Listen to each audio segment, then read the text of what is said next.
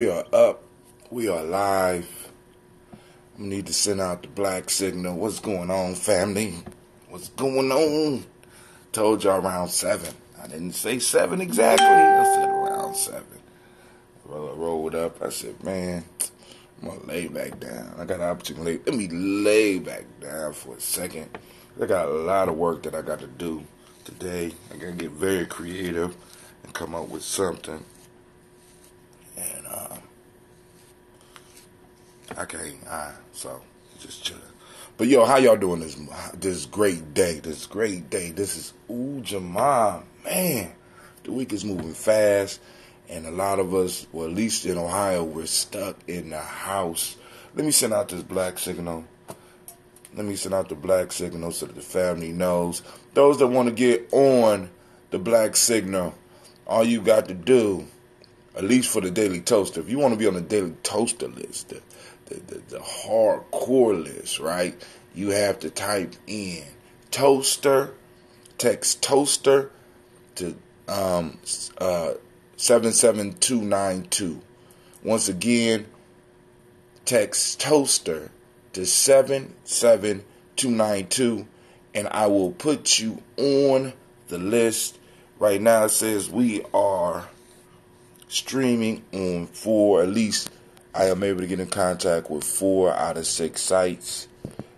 We are up on Periscope, we are up on Stream.me, and we are up on both Facebook pages, which is kind of good. So let's look at the chat here. So that means that the YouTubes aren't producing yet, but we're gonna do our toast and talk. Okay, the black signal just went out. Toast and talk.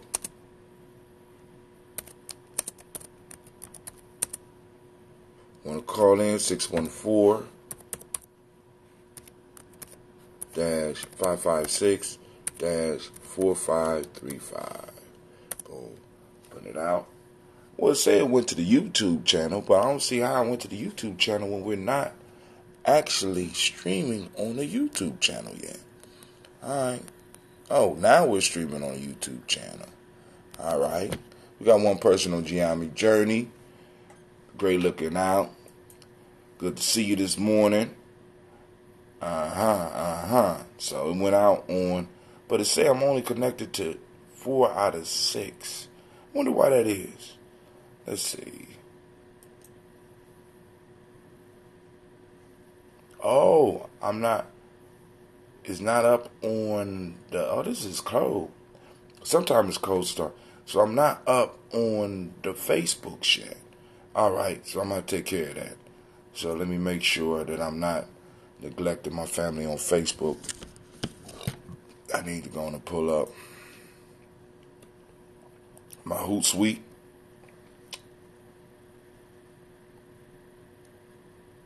Oh, here we go with that bullshit. Alright, so let me go and get that together. So, we are live on Spreaker as well. Don't want to neglect Spreaker. The Spreaker fam, y'all out there. Get that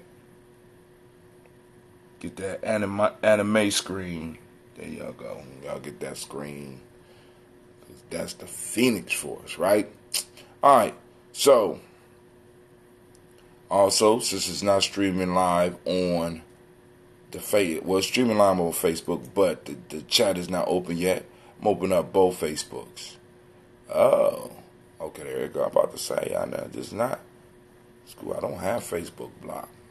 We grown folk around here, at least on my thing, right? So let's check Hootsuite.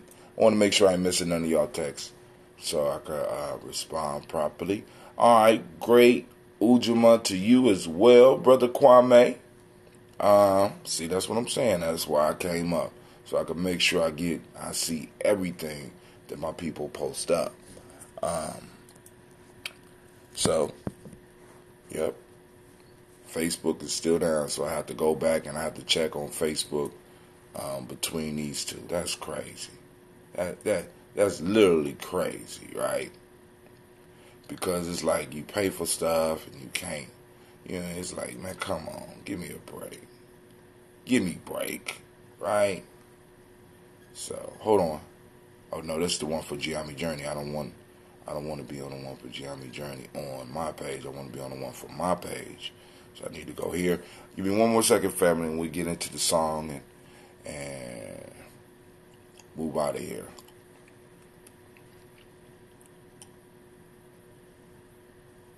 There we go. We are on episode 1223. Episode 1223. Oh, I said around 8 a.m. I might have sent out 2 different messages. Is it 8? Goddamn, it's 8. I thought it was 7. All right. Goddamn. Okay, around 8 a.m. That's what the text say. All right. So I was right on time. I guess I'm cool, right? So, all right. So now I'm able to watch and see everything that pops up. All right.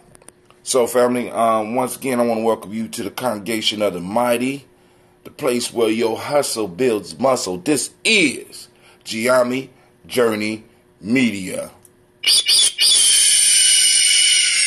Mixing it up a little bit. I like that, girl. I like that.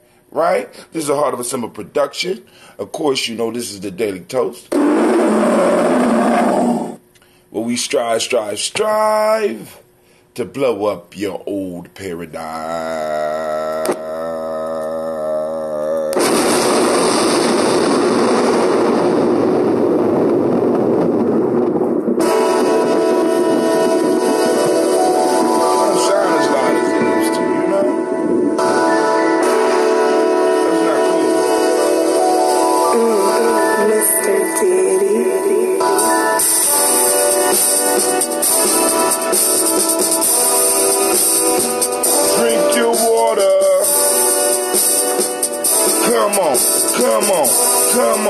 Come on, drink your water, but first, take your breath and drink some water. Take your breath and drink some water. Take your breath and drink some water. Take your breath. Drink. Oh, man. Or should we say, breathe, then drink.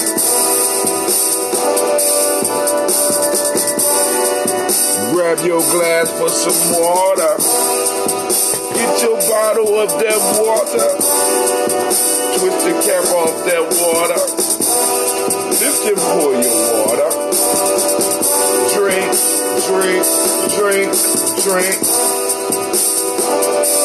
Or should we say, lift, pour, then drink. Don't put the time on, yeah.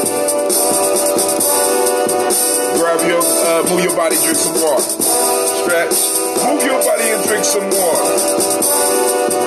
Move your body and drink some water. Just move your body. Drink.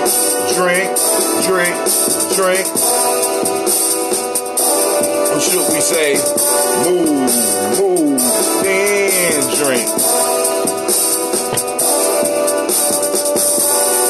Now raise your glass and toast your ancestors.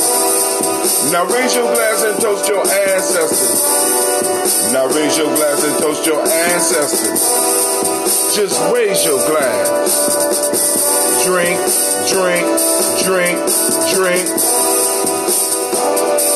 Or should we say, raise, toast, then.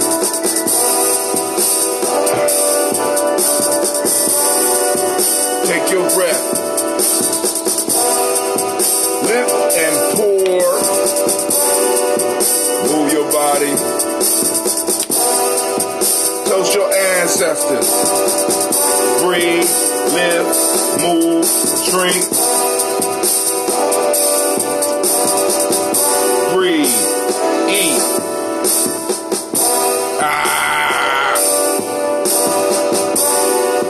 Take your breath. Lift and pour. Move your body. Toast your ancestors. Let's drink it.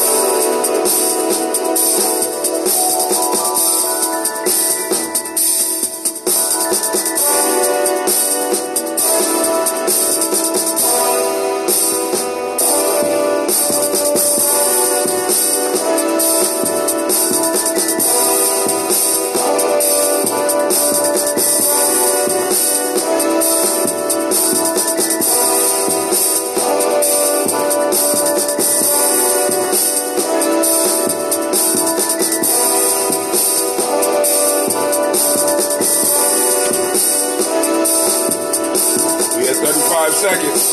33, 32.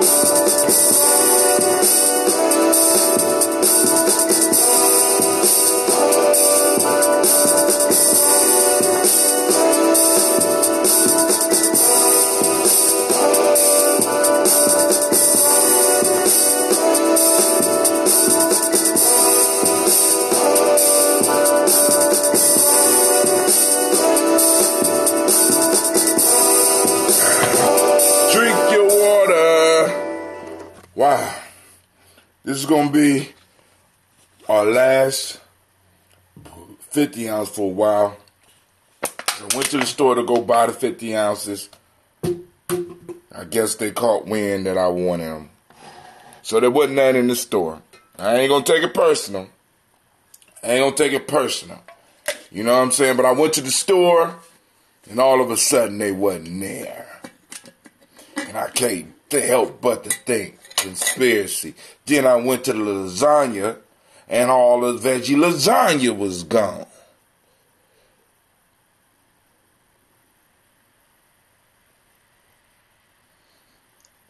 I dare not say conspiracy. You feel me? I feel like it's something going on, right?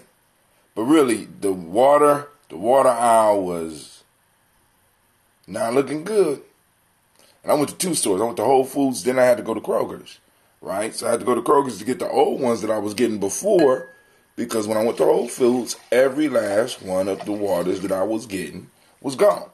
So then, they had nothing I wanted up there today. I was like, oh my God, what's going on?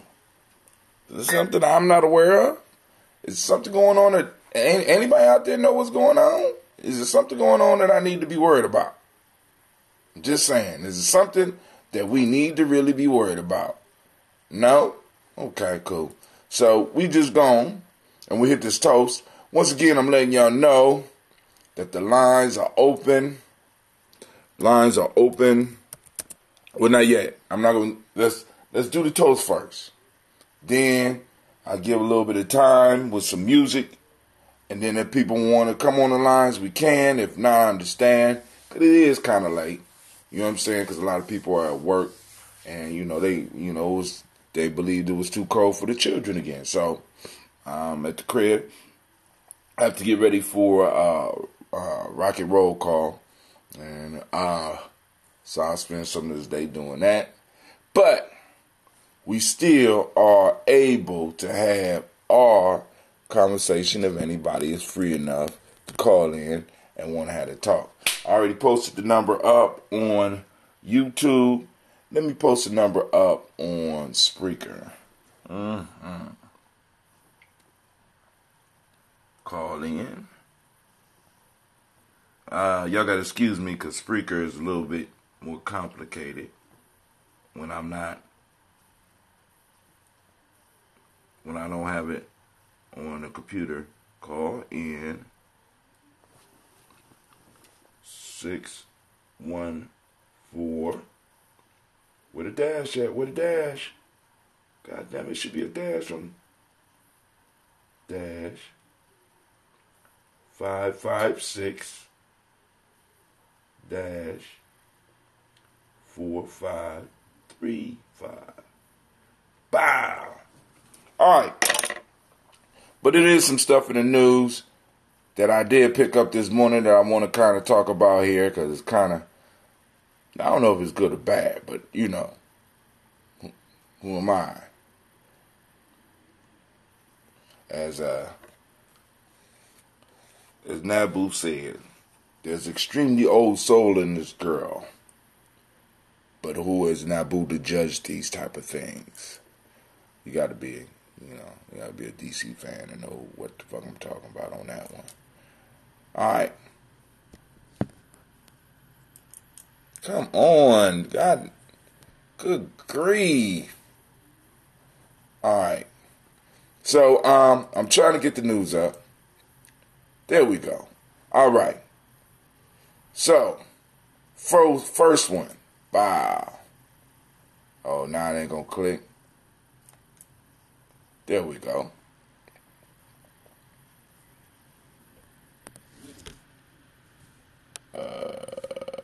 hope it opened up another window. And I got another one. Let me pull that up too. So now this is kind of cool, man. This is kind of cool. But so I'm looking on the thing. You know, I'm not a big concert goer and stuff like that. But Beyonce and Jay-Z concert tickets for a life contest asked you to try going vegan. The couple recently advocated for veganism in the introduction to a new cookbook.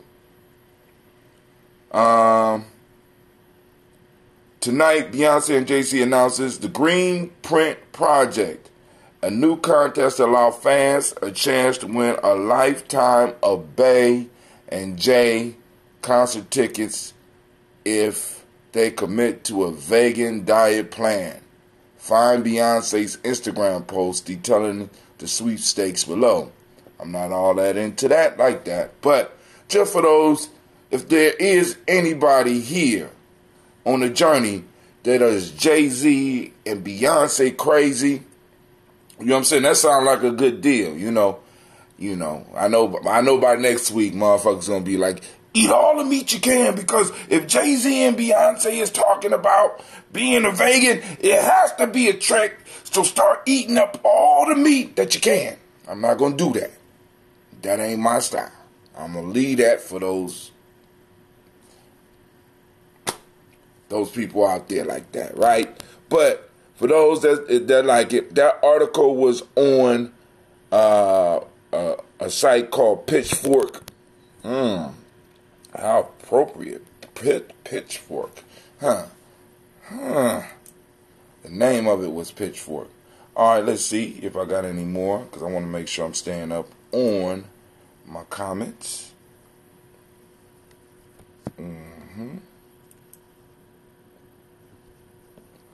All right.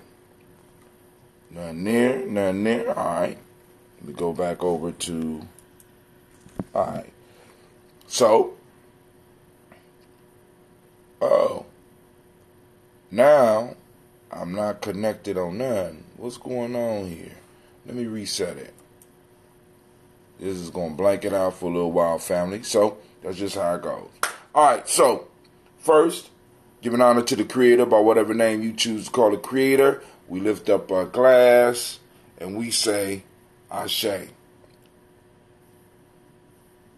Once again, it's only 4 out of 6. So I wonder why it's not reaching... Facebook. So from there, family, we move to the stars of the show. Outside of yourselves, we call on Miles Brown, Miss Ann, Robert the Texas Davis, Herb Brown C, Rosalie Tilly, Georgia William Walter, Christopher Gasson, Aunt Lena, Uncle Chris, Aunt Fiend, Cleveland Geneva Brown, Margaret Ellis, Wash Ellis, Cecil Ellis, Alvaro Brown, Gina Gaines, Herman Brown II, Barbara Twiggs, Wash Ellis Jr., Katie Ellis, Nikki Ellis, Jamon Jones, Jeremiah Tappan, John Fallar, Montague Pittman, No More X, Pat Ma Ra, Malika Fakour, Dr. Marianne Williams, Kojo Kamal, Elder Farmer, Elder Millie Dixon, Tony Clark, Pastor Yusef Weston, Elder Argeny, Elder Ron Coleman, Elder Robert Donaldson, Alfred Brofro, Hector Jr., Jay Edwards, Carlisle Harris, Grace Lundy, Inez Harris, William Bill Moss, Phyllis Rose, Sterling and Lucy Wright, Derek L. Pulley and the Luxor brother, Miss Edith Brooks Crawley, Miss Marie Nelson, Mr. Frederick Crawley Sr., Miss Jerry Brunson, Mr. Alonzo Johnson, Miss Marie McDowell, Janice Foster, Charles Jordan, Kel Smith, Walter Smith, Richard Triggs, Francis Johnson, Mary Franklin, Jimmy Williams, Daniel Ford, George Gibson, Nana Loretta Clark, Inez McCrae, Fritz Clark, Frankie Justice, Katie Justice, Derek Rinderman, Virginia Rogers, Reverend J. Smith, Lois Henderson, Kevin Spratling, Mary Elizabeth Walker, Raymond Walker Sr., Sarah Jane Carter, Michael Ford Jr., Kellen D. Russell, Susie B. Smith, Teresa Clay, Melvin Dale Hodge Jr., Herman Copeland, Mildred Copeland, Jenny Clay, Bird Beatty, Sarah Well, Levita Farmer, Agosa Sue, Cheryl Harvey, Aunt Charmaine, Aunt Evelyn, Theolis Hasbury, Harvey Hasbury Sr., Leonard Dickinson, T.C. Islam, Terrell Dunbar, Will Thomas, Sarah Berry, Mark Walsh, Merle B. Thornton, Pearl G. Thornton, Ida Johnson, Flores M. Carter, Joanne Thorne, Erica Tricia Lewis, Juanita Wright, Robert Wright, George Wright, Mary Eliza Frederick Davis, Mary Elizabeth Rogers, Mary Esther Keechler Reese, Linda Washington Hammonds, Jarrell Giles Watson, Sparrow, Slimmy, Selvin Lewis, Andrew Holmes, Pearl Moore, Percy Moore Jr., Mildred Owens, Booker T. Bolden, Charlie Hunt, Sammy Stover, Hilda Pearson, Sturgeon Thornton, Richard Thornton, Lavinia Hall, Freeman Banks, May Moss, Ophelia Peacock, Willie Thornton, Napoleon Kennedy, Mark Ramsey, Paul Ramsey, Matt Ramsey, David Ramsey, Charles E. Thornton, Frankie Quells, Urania Thornton, Bernice Quells, Ernestine Jackson, Frankie Johnson, Teresa Mormon, Leon Johnson, Charles Bell, Vivian Ramsey, S.C. Johnson, Delrita Johnson, Leon Johnson, James W. West Sr., James Parham, Dana Jones, Henry World, James Farmer, Mary Chavez, Leon Grace, Bessie Johnson, Hallie Levester, Mary Moreland, Paul Moreland, Elder Caleb, Rosemary Martineer, Elder Amatet Wellman, Fred Douglas Triggs Sr., Thelma Triggs, Thomas and Lula Berry, Lacey and Eleanor Howe, Frank and Russell Davis, Fred Douglas Triggs II, Vina Triggs, Reverend Eddie Moore, Helen Fuller, Eugene Jackson Sr., Richard Ellis, Silas Alexander, Charles Maxwell, Percy May Alexander, Arthur Reynolds, Stanley Lockhart, Ricky Lockhart, William Lockhart, Woodrow Lockhart, Brenda Porter, Deacon Hargrove, Carla Sawyer, Andrew Parker, Doris Donald, Ellis Murphy, D'Amico Russell, Diddy Ma Ayers, Jean and Ruth Jones, Jana Callahan, William Walter West, Nigella Parrish, Elder Basiji Falani, Jim Robinson, Gladys Johnson, Valerie Clark, John and Mary Sullivan, Dirk Johnson, Antonio Johnson, Delise Waters, DeFritis Hines, Inez Bostic, and the Bostic, Winifred Scannabay, Wilson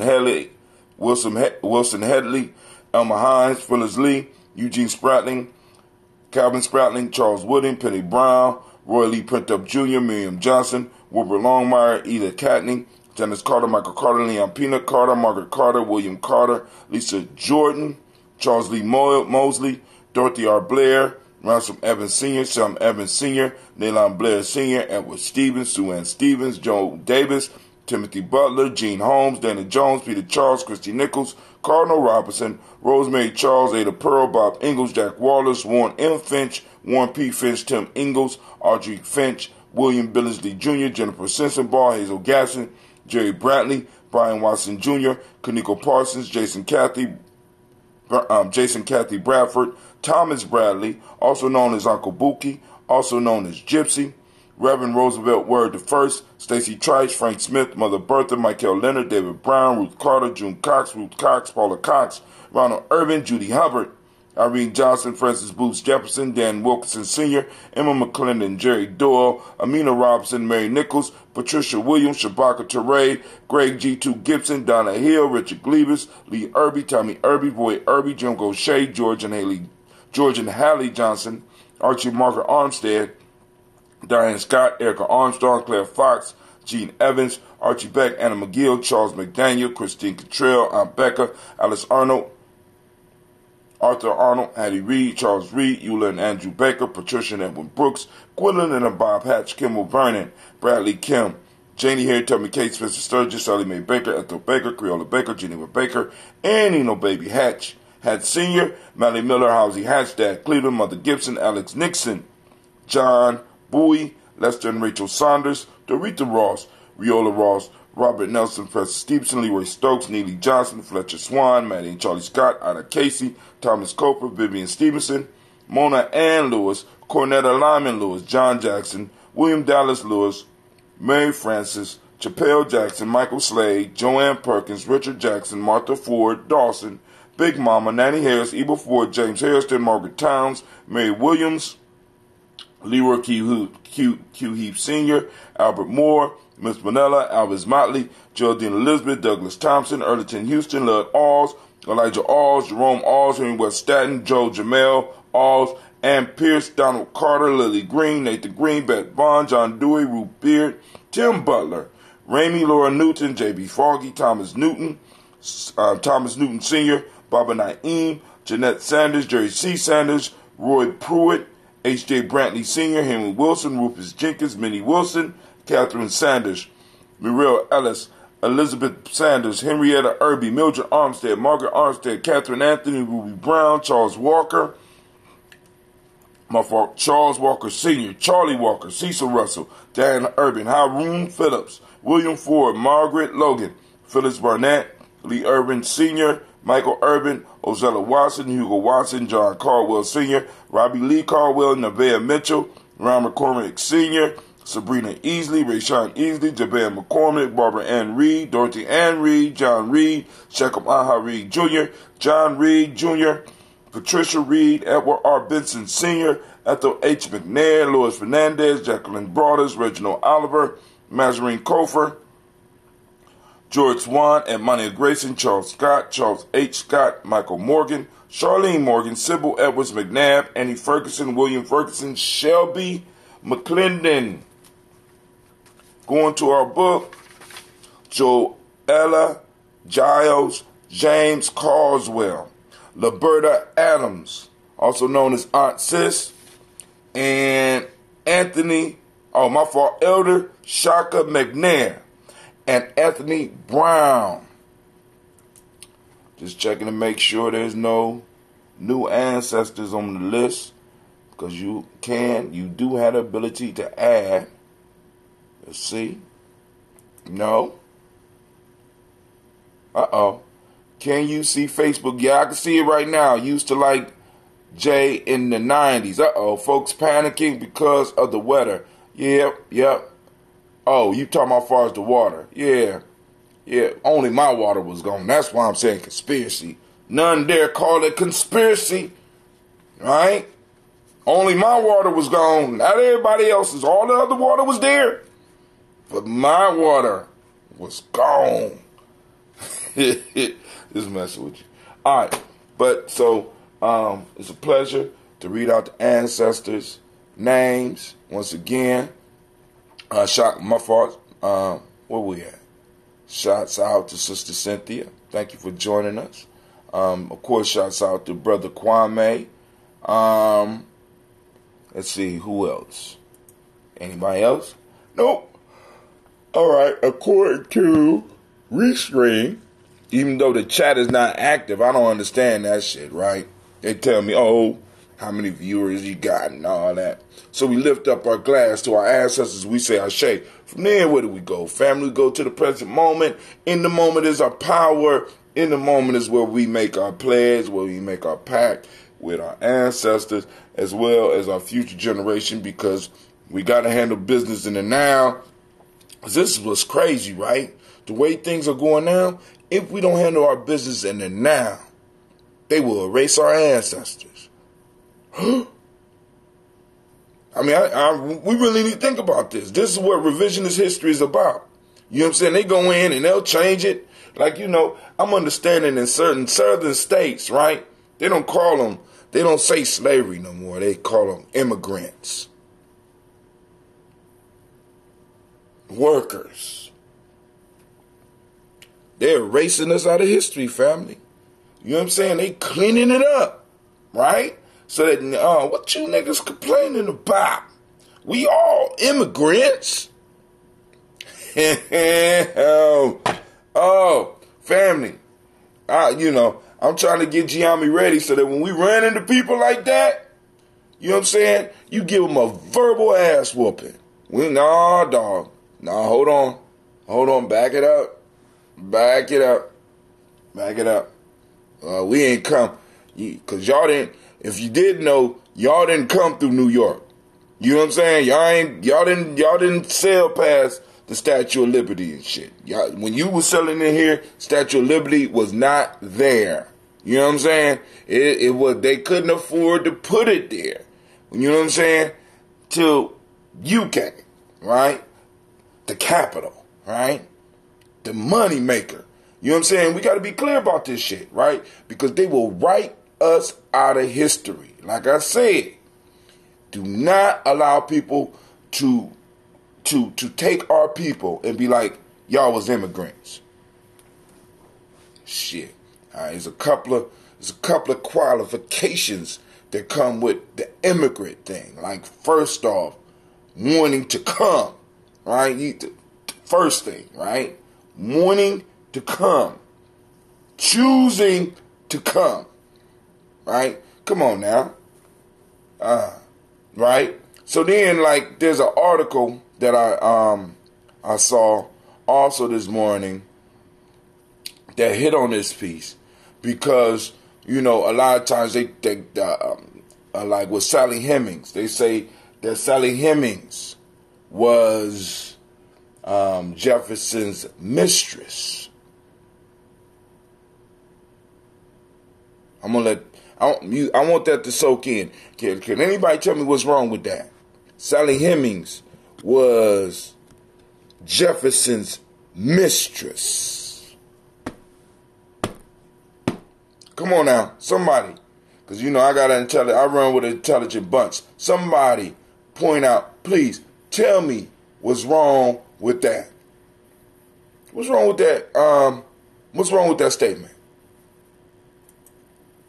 Anybody? Because I'm gonna let that one sit there for a minute. Because this is what I mean by, if we don't handle our business in the present, we'll lose our past, and in a sense we surrender our future. See, we ain't got time to be fucking around. We ain't got time to be playing. We have to get down and dirty in the moment. We got to hustle. Like I say, the hustle builds muscle. We got to get and we got to do it, family. We got to do some serious nation building. We got to do some serious cultural stabilization. We got to take care of ourselves, because if not, they will erase us out of history. Now, I'm going to tell y'all, since nobody posting up, what's the problem with calling Sally Hemings Jefferson's mistress? Well, first off, she was Jefferson's property.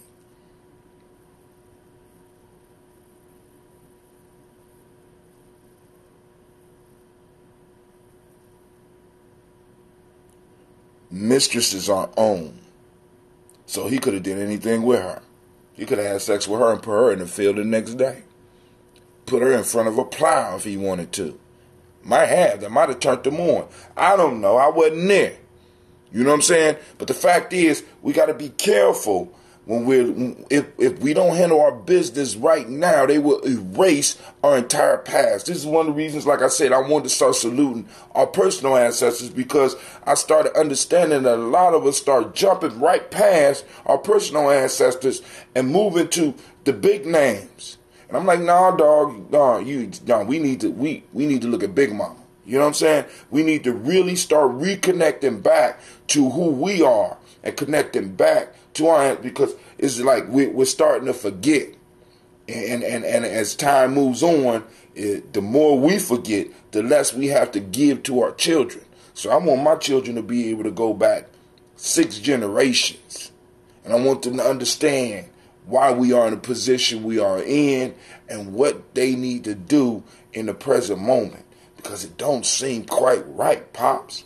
We gotta have those discussions. If not, they're gonna erase us right out of history. And if they erase us out of history, we lose a major, we lose the thing upon which we're standing. When they start erasing and changing history, they change the foundation of the ground of the times. And what I mean by that is that we won't have anything to stand on. They can write us out of history. Oh, they are where they are just because they was lazy. When you know people that was working 3 jobs. Come on now. You know people that's working 2 and 3 jobs and can't get ahead. Come on now. We think it's like that because we don't got no work ethic? Are you serious? Come on now. Oh, give me a break. All right, so we salute in this moment. And in this moment right now, we are in Ujamaa. I'm asking everybody to activate your reticular formations, family. I want you to get out there. A mistress is a willing participant in the relationship between the 2 of them. She was forced. You know, can you add my ancestor, Jonathan Ford? Yes, I can.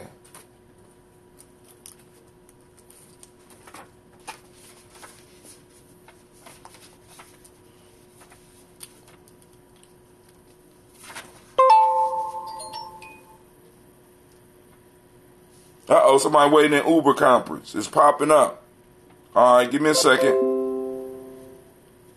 All right, give me a second on Uber. Let me go on. I'm gonna open it up. But give me a second. Check 1, check 2. All right.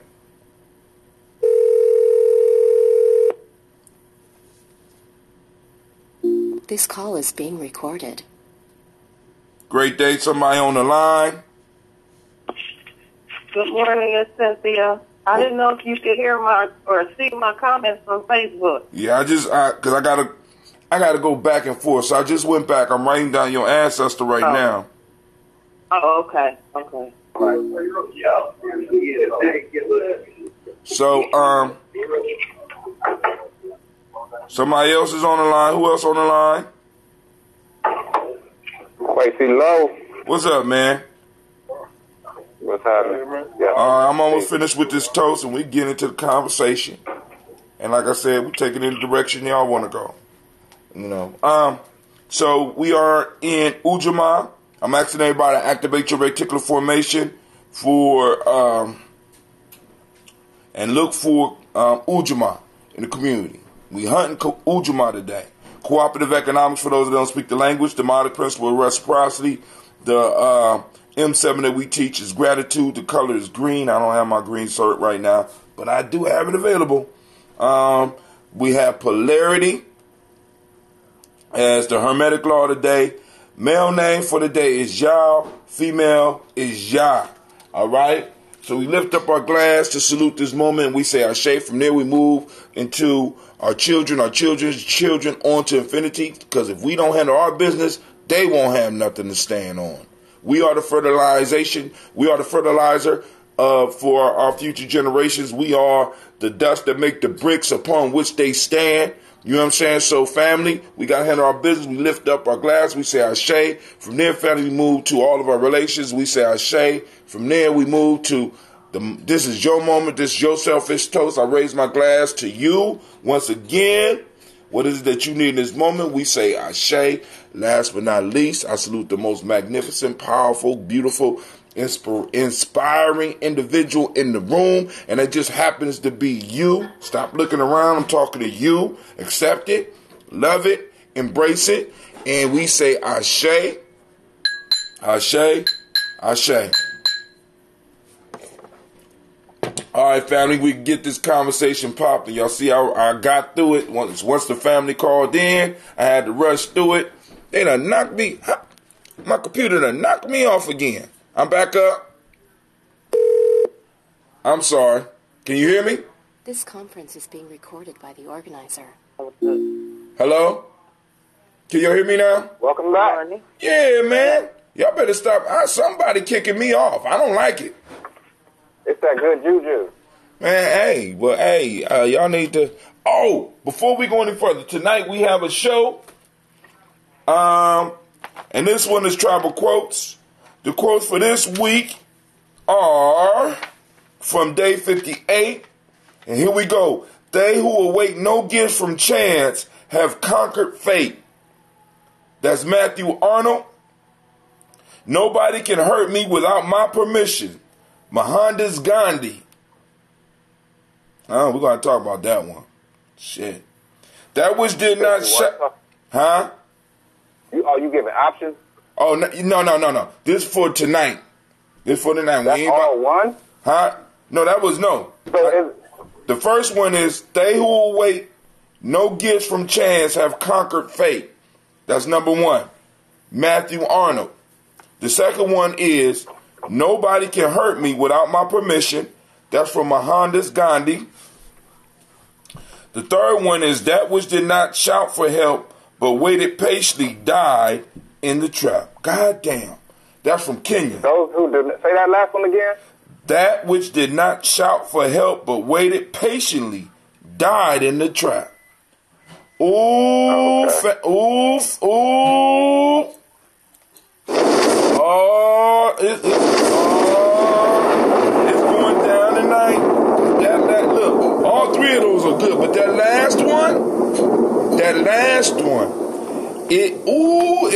it describes our situation. Oh, I can't wait till 9 o'clock. I'm gonna listen. Y'all better, tell your family, tell your friends. I'm gonna tear that motherfucker up. Y'all better listen. It's going down tonight, right? Because that shit right there is the solution for black folks right now. That last one. Oh man, it should have. Oh, I'm hyped now. Y'all should have told me. No, don't. Can I just say something real quick that just came to my mind? Go ahead. from the scribe. Go ahead. He who does not confess his limitation to the divine head cannot begin the process of fulfillment. Oh man, are you quoting from the African openers to the Tree of Life? God, it's ugly. It's a wait. Oh my God, he quoted from the African openers to the. Oh my God. Hey, hold on, they can't hear you, man. We celebrating over here, dog. Listen, man, I could die now. I could die. Y'all don't understand. I could die now. Shit. I got niggas quoting from the African openers, Tree of Life. I could just go and lay it down. I'm about to lay it down. My revolutionary days are done. I done did my part. So, all right, family. For those that don't know, that's one of the major books of Ujamaa. Even though we don't throw it out all that often, but that's one of the major books that really help establish a lot of stuff that we do. I got it up here. I know I got it up here. There you go. That's the African openings to the Tree of Life.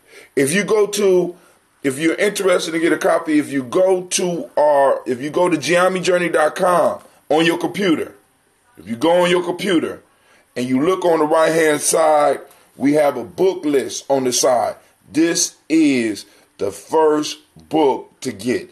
This is, in a sense, this holds a lot of the philosophy, a lot of the way that we look at the world for Ujamaa. This motherfucker's a life changer. You know what I'm saying? And for me, it balances out. Like when I'm looking at the 48 laws of power, and I'm looking at all this right here. If it don't lines up with this, I don't fuck with it. All right, the best part of it is you don't even have to read the whole book. I still ain't never read all of them.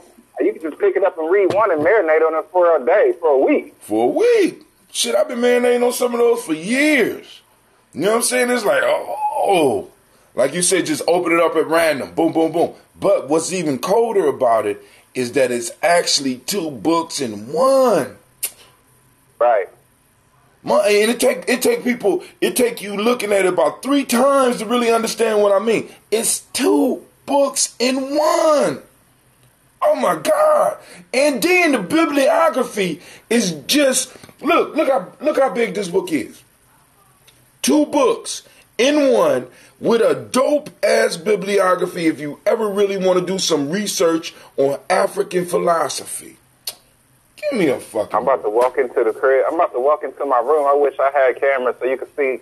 Because I'm talking on the line. I'm not looking at the video, but I can tell that you just picked it up, which means you had it somewhere very accessible. It's the same. It's in my room. It's one of the first things you're going to see when you walk in my room. Listen, the book is Cold-Blooded, family. Listen, if you don't get nothing else from Ujamaa, check out that book. That book, right? Nothing but proverbs.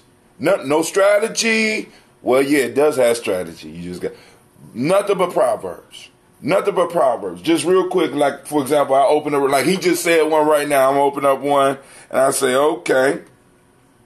Human beings are related like everything else, to every other part of creation. That is, to every other aspect of the cosmos. Energy is always alive, radiating and vibrating to some degree. All existence interacts and is interconnected by this activity of energies, say the knowledge holders. Shit, I can sit up there and boom, boom, boom. I can scribe on that one for a long time. I can scribe that one down. I can sit down. I can write my thoughts on that one, and boom, boom, boom. All of a sudden, in my life, something happens where that shit clicks. Clicks. So, so we got news about Jay-Z and Beyonce are promoting veganism. We have we got the folktale from earlier this week. If some people have comments that they want to do, we got the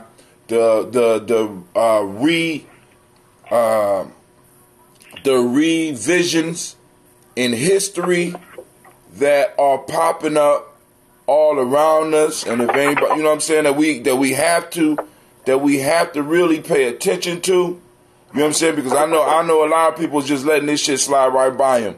Because like family, we have to be ever vigilant and constantly researching so that we can go on and add more information to history and not allow them just to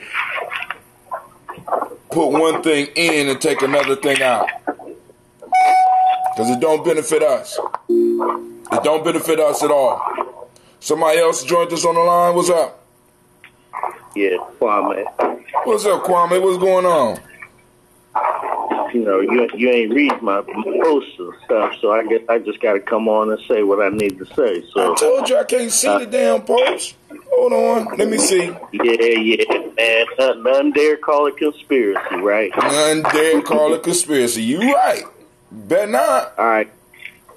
No, I don't see no. Listen, not really. I don't see no. The only one I got from you is great Ujamaa fam. That's it. And then I got Cynthia's. But go ahead. I'm gonna try to fix that right now. Go ahead. All right. So this coming Imani, February 3rd of this year, at 11 o'clock in the morning, as many black brothers as we can possibly get want to show up at Elder Sokoto Falani's church and help him, as a support system for one, but also because it's the first, I guess they begin their celebration of African folks like ourselves. And, so we want to be there for him. Again, his services begin at 11. A number of us are going to try to be there at 10:45. And try to walk in as a strength. So again, that's this Imani, 11 o'clock in the morning. The address is South Highland Avenue. On the hilltop, and his church is the United Methodist on the hilltop. So that's my announcement. Any questions? So you trying to get a brother to go to church? Is this what I'm hearing, brother? Don't clear What kind of church is it? Well, I shouldn't ask that. I asked that off the line. You missing the point, bruh. You need to go reread your them damn folk tales and stuff you've been. What's it? What are we doing tonight? This Proverbs tonight. Yeah. You need to go read the Proverbs you were just reading, man. I see one of them just went way over your head. But that's all right. I still we all early in the morning. We all. Hey, sometimes I be ducking. I'm just saying. We all had that. Ducking. It's all good, but again, a coalition of black men, and if they, want to bring their wives and if their wives want to come along, because as many black people as we can from the village, as we can get the ship up, give the Baba some love. You know what I'm saying? Yeah, I know what you're saying. So I've got a better question. What time does it start? 11 o'clock a.m. Okay, cool. This is money. Excuse me.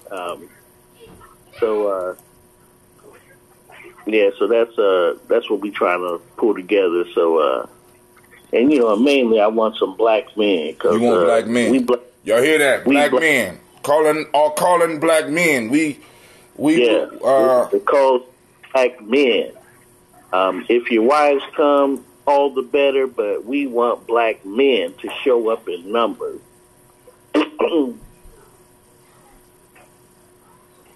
All right. So we're gonna keep announcing it. Then also I'm gonna have to put that on the Black Signal as well. So we're going to talk about that, and look, we'll send it out. I don't know whether you think it would be better to send it out on Nia or Kaumba to send it out. You know what I'm saying? Well, the fact that the fact that you were sitting it out is, I mean, I know you got my back, so that ain't even a question. But yeah, well, that was the question on none dare call a conspiracy, but that's cool.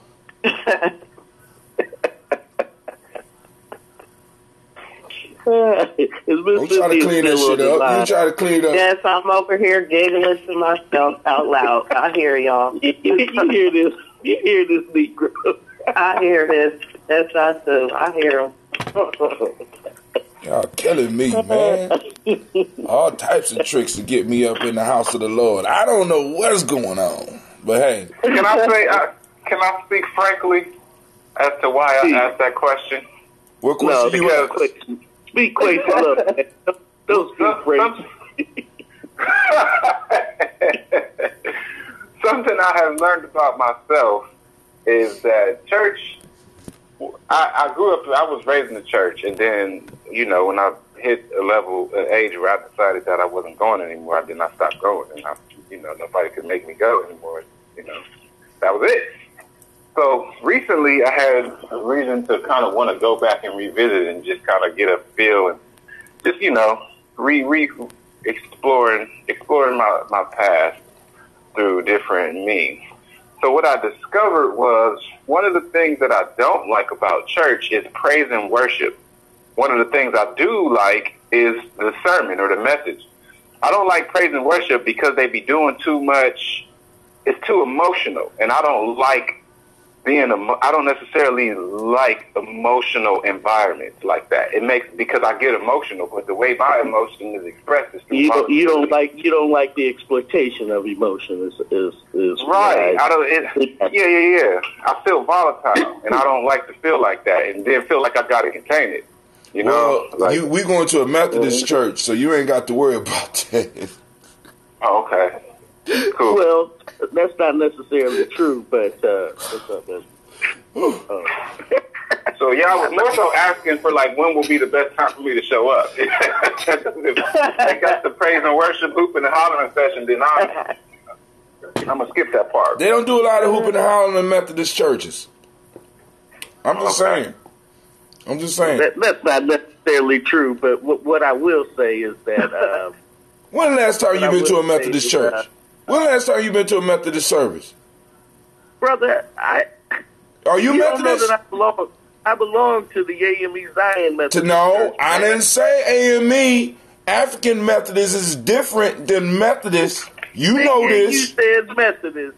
No, time out. See, you got me calling you names, man. Come on. Come on now.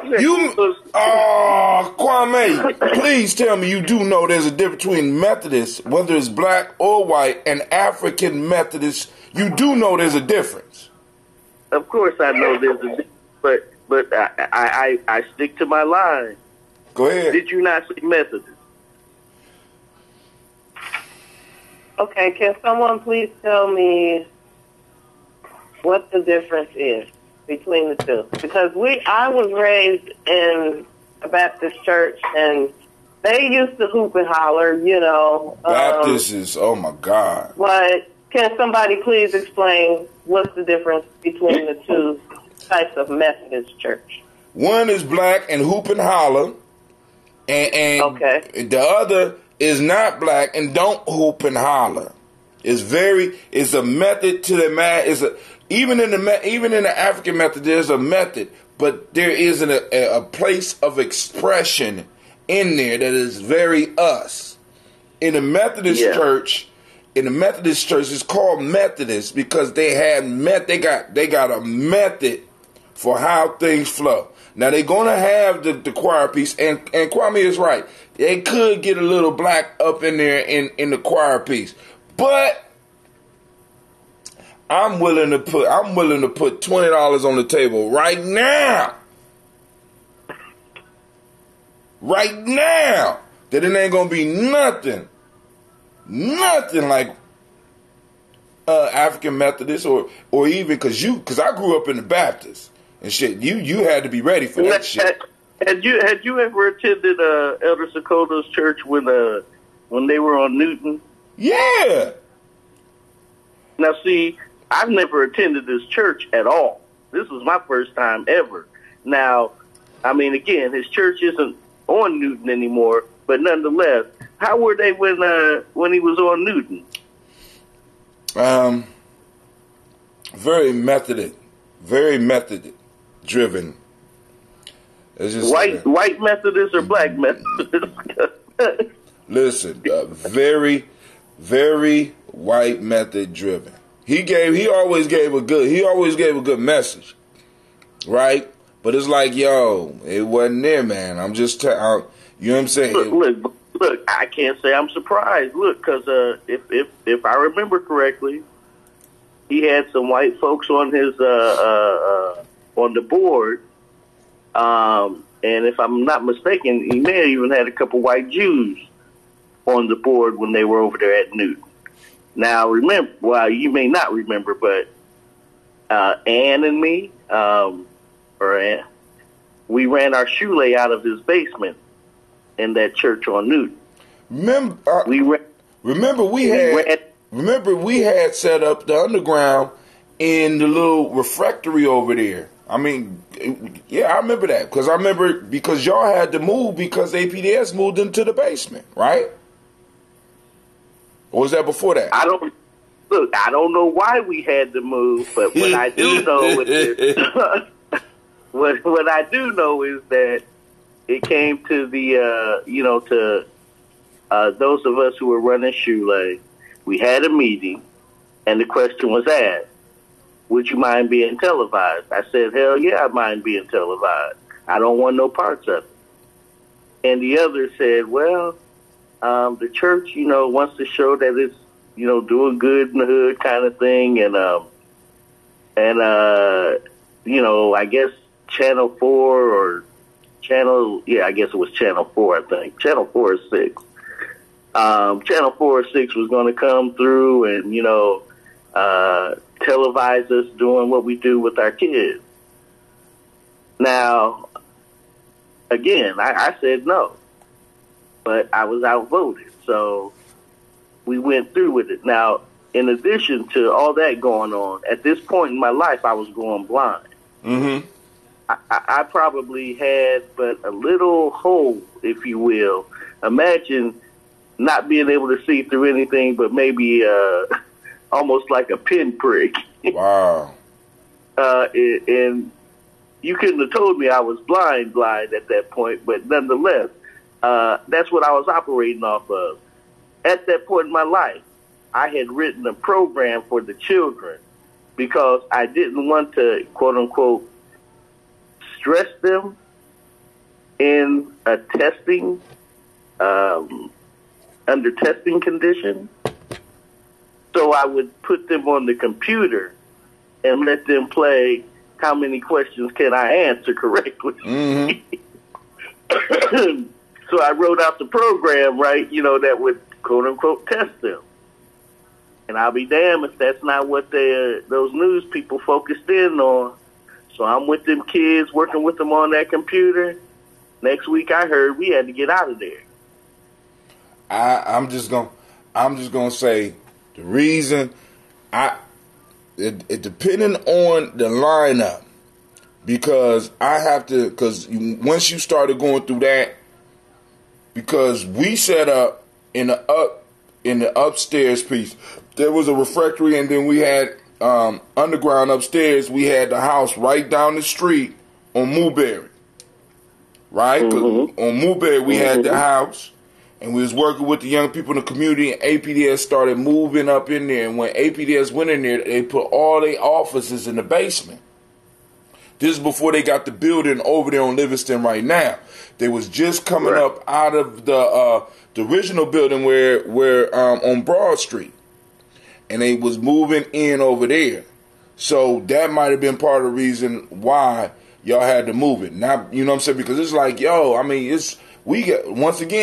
we got to get our history, and we got to look at our personal histories so we can see what lines up, what don't. Check this out. So, okay, let's say that was happenstance, right? So there was a legit reason we had to move out of there. That wasn't legit. I'm just saying, that wasn't legit. So we go downtown, right? I don't know. Do you remember Liz Peavy?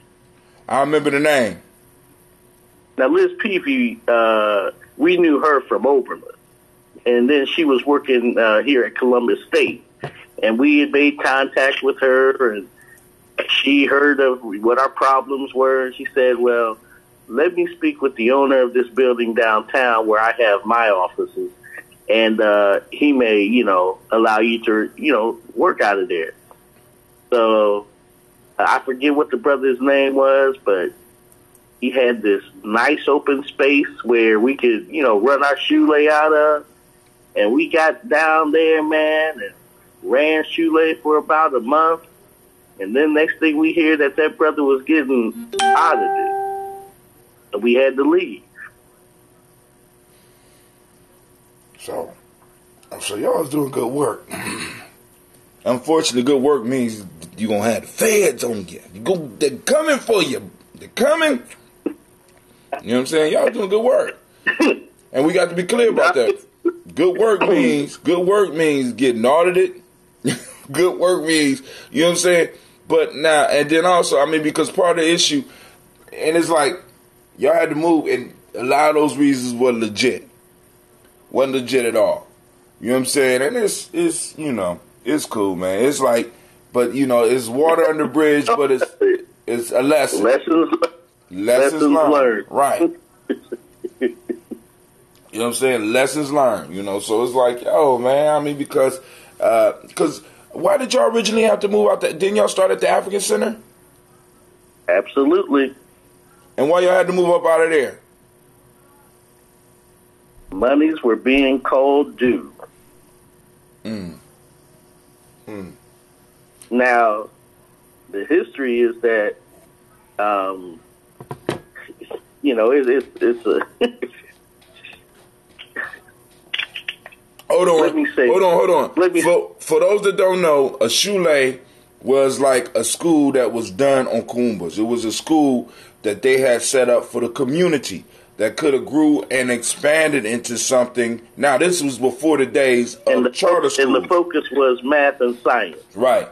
This is before charter schools. So they would come together on the weekends, bring all of these educators together, and start working with the children for the first part of Kuumba. So, this is long before charter schools, but go ahead, brother. So in short, because I don't want to go into a detailed history of that mess, and chances are I don't even know the full history. And I'm pretty sure I don't know the full history. But where we came in is... I don't remember. Do you remember Sister Lou, right? Mm-hmm. And you remember I think it was Brother Ed, who was selling books out of there at that time. And so Brother Ed went off to Atlanta somewhere. And then Sister Lou was basically footing the bill out of there. Right. Without help from the...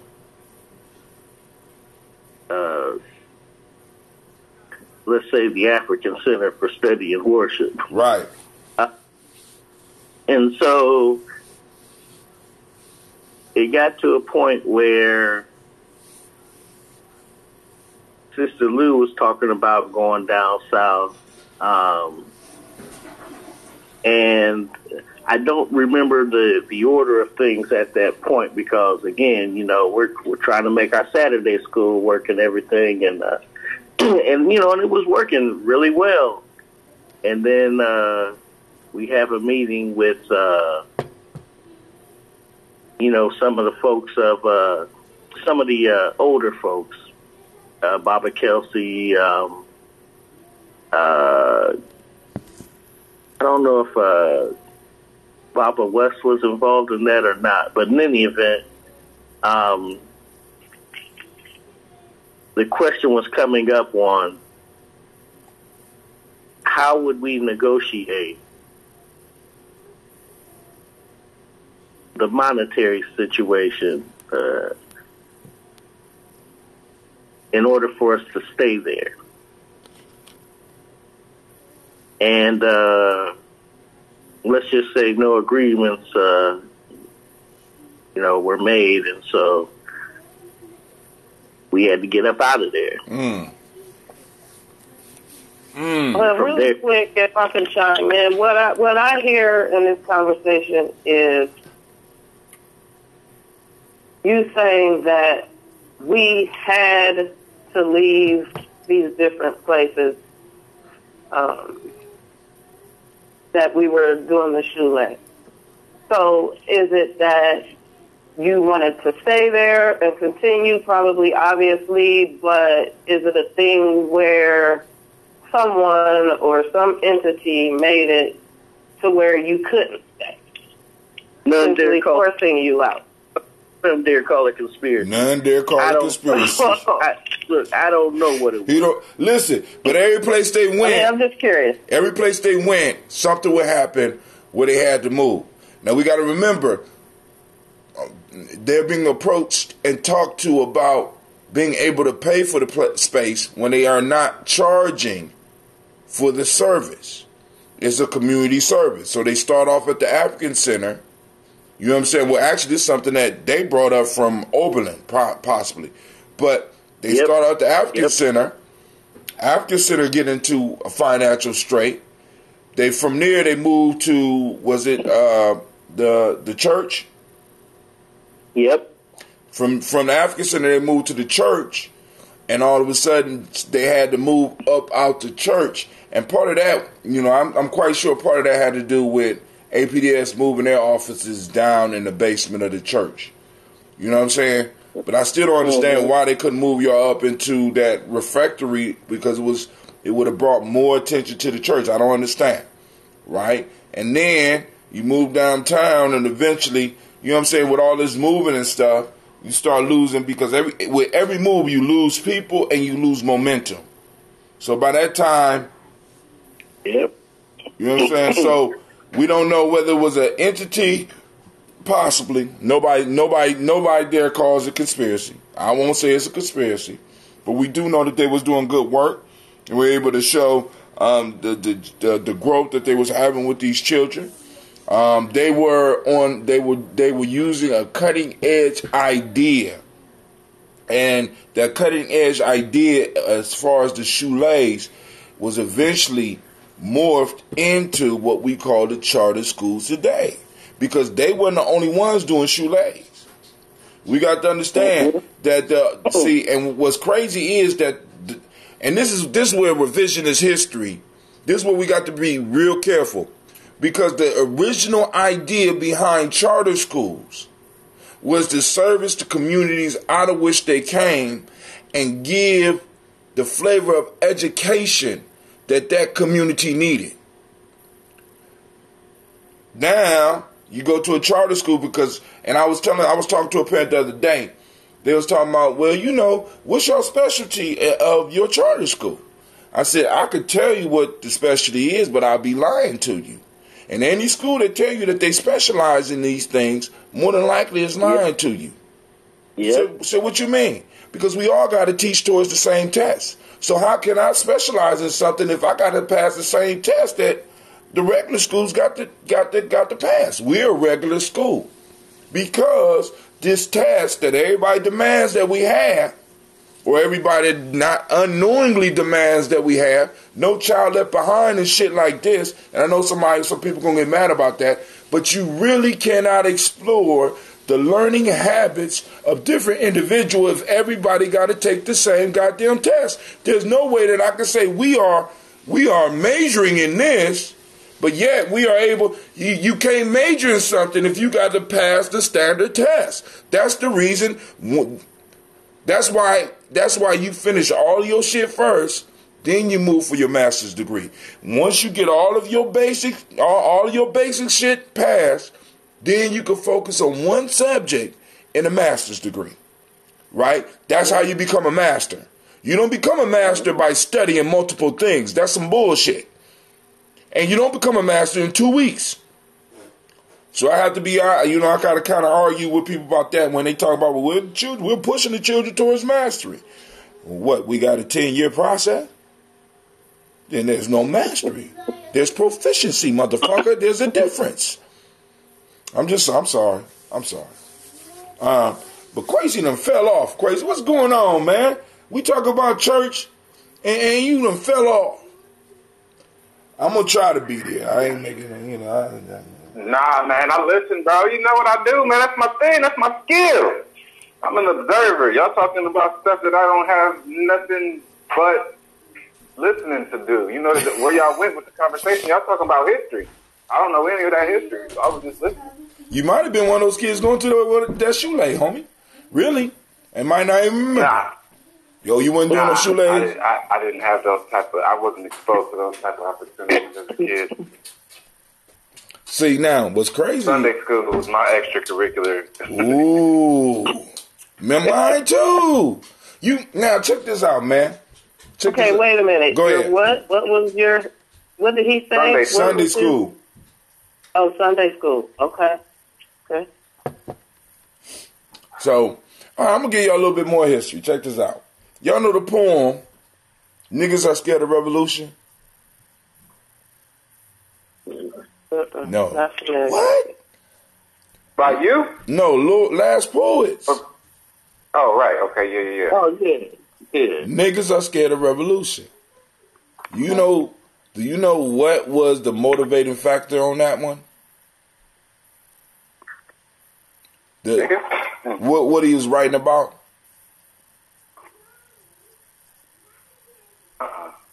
All right. First off, the one that wrote that was Hassan. The one, what's the? I call him my uncle, and I can't remember because I remember his real name. But anyway, he said he wrote that shit. Not it said. Okay. His last name is Hassan. He said he wrote that shit in a riot in Akron, Ohio. This is why I be telling people Ohio, the Midwest has a problem with our self-esteem. Because when you look at hip-hop and you look at the genesis of hip-hop and you look at the genesis of a lot of shit that we listen to, a lot of those artists and musicians come from the Midwest. People been quoting niggas are scared of revolution. Like even all the way into hip hop with party and bullshit and party and bullshit. That comes from that poem. And that shit was sparked off because he was caught up in a riot in his hometown, which was Akron, Ohio. This is why I call him out, because I you know what I'm saying? Because we sitting down talking, he telling us, I don't even believe that shit. I mean, it's hard for me to believe that historically we have been a major part in one of the key poems that had a piece or had something to do with sparking off hip hop came from a riot in Akron, Ohio, from a man that was born and raised in Akron. Not only in Akron, when we look at the beats that come from, that is used in hip-hop, a lot of that shit comes directly from the Midwest. And we sit up here, walk around, being all humble to all these other motherfucking big cities that's making money up off our shit. I'm like, fuck them. I love my people. I don't like the attitudes. Fuck y'all. I ain't got time for that. But when you think about it, though, it makes sense because, like, the Midwest is kind of the most oppressive mentally type of. I mean, there's so much shit that happen here, but at the same time, we ain't got no beaches. We ain't got a lot of the stuff that, we ain't got ocean. There's not as much visual inspiration. It's flat. We ain't got mountains, so it's. And not to mention some of the most oppressive, like, political type shit is being enforced here. So it makes sense that both we wouldn't have that sense of pride and also that a lot of revolutionary type shit would come from here. You know what I mean? Word. So just like, I'm just throwing it out there because a lot of us don't know the history of what we are, and we got revisionists coming in and breaking shit down. So you hear all these motherfuckers from East and West Coast talking about the origins of hip-hop, and they will write our asses out, just like white people write black folks out of history. I'm like, yo, fuck that. I'm standing up for the Midwest. I'm standing up for where I'm at. I'm standing up for my people. I don't got time for all the fake bullshit because all around us right now. Like, for example, it kind of breaks my heart that we can have a discussion and say that all of us are immigrants and nobody get up in the crowd and be like, that's some bullshit. You know what I'm saying? We're all are immigrants and we all the same over here in America. Just like my grandmother came here, your grandmother came here. Some bullshit. We need to be able to, once again, as my dude say, as my quiet political person says, in politics, in economics, in education, we need to be able to reward our friends and punish our enemies. All the other I've been thinking to ask, actually, is that who I think it is? Yes, it is who you think it is. I need to connect with that individual. Dude, listen, I've been trying for years for him to put together a political curriculum so we can start getting young people equipped and ready to run, because there's nobody in our circle or outside our circle who has the experience at putting people together like that. You understand what I'm saying? But you know, I'm giving him his time. You know, you need your time, boom, boom, boom. I got to get some money together. If I need to get him some money, blah, blah, blah. But what he does, because I've been trying to get him to do a podcast, because the perspective that he comes from is straight Sabat, where he's able to analyze shit and break it down. You know what I'm saying? But I understand that he don't want to get his face out there. That's why I've been saying, hey, you need to check out Professor Black Truth. You need to check out the other one, because you never see their face. Change your voice a little bit. You don't need to do your commentary. I'll broadcast that shit on Ujamaa. And I need people to understand that Ujamaa is a media company.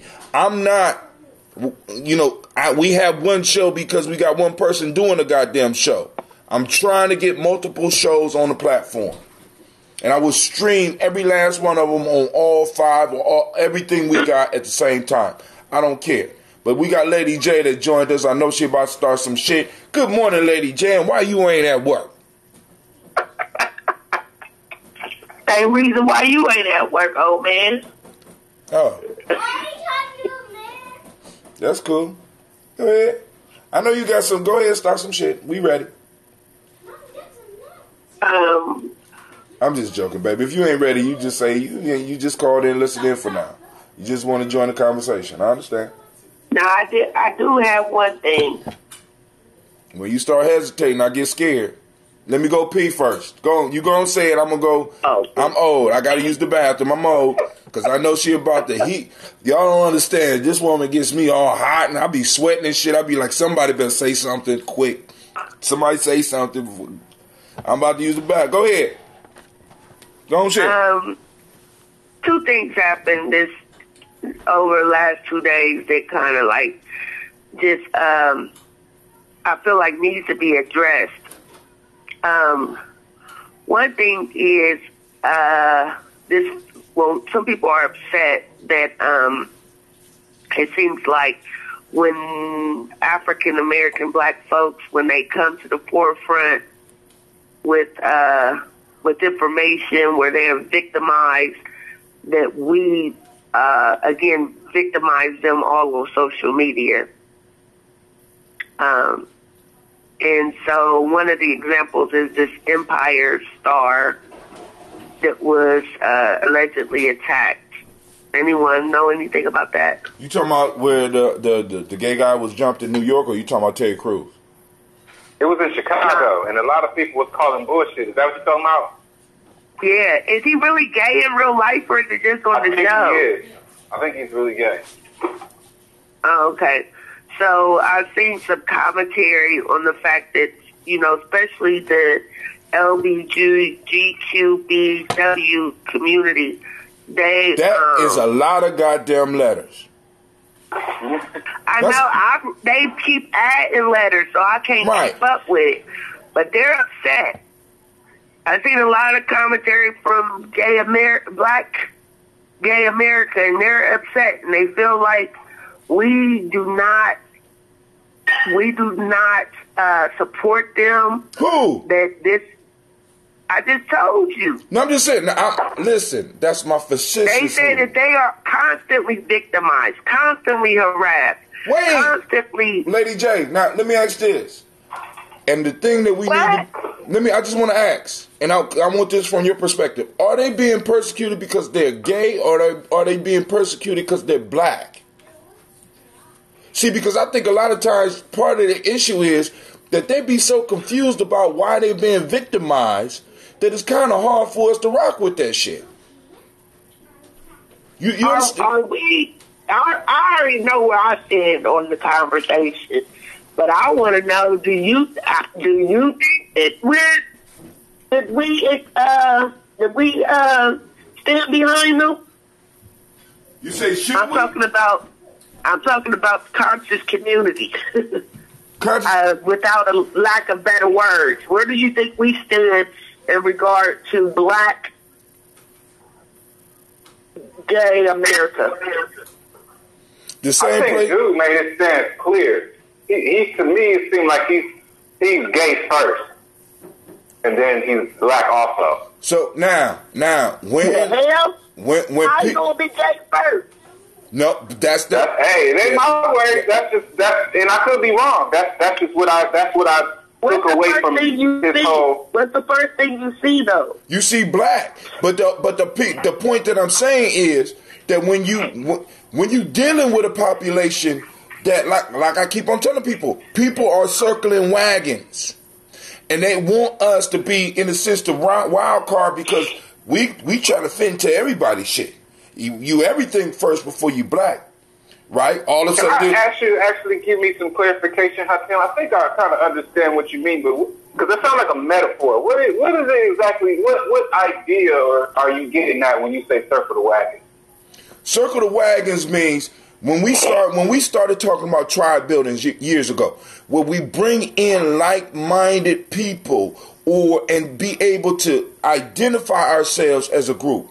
Like, for example, using the term DOS or Ujamaa. Yes, sir. Give him the historical context and then bring it to the current.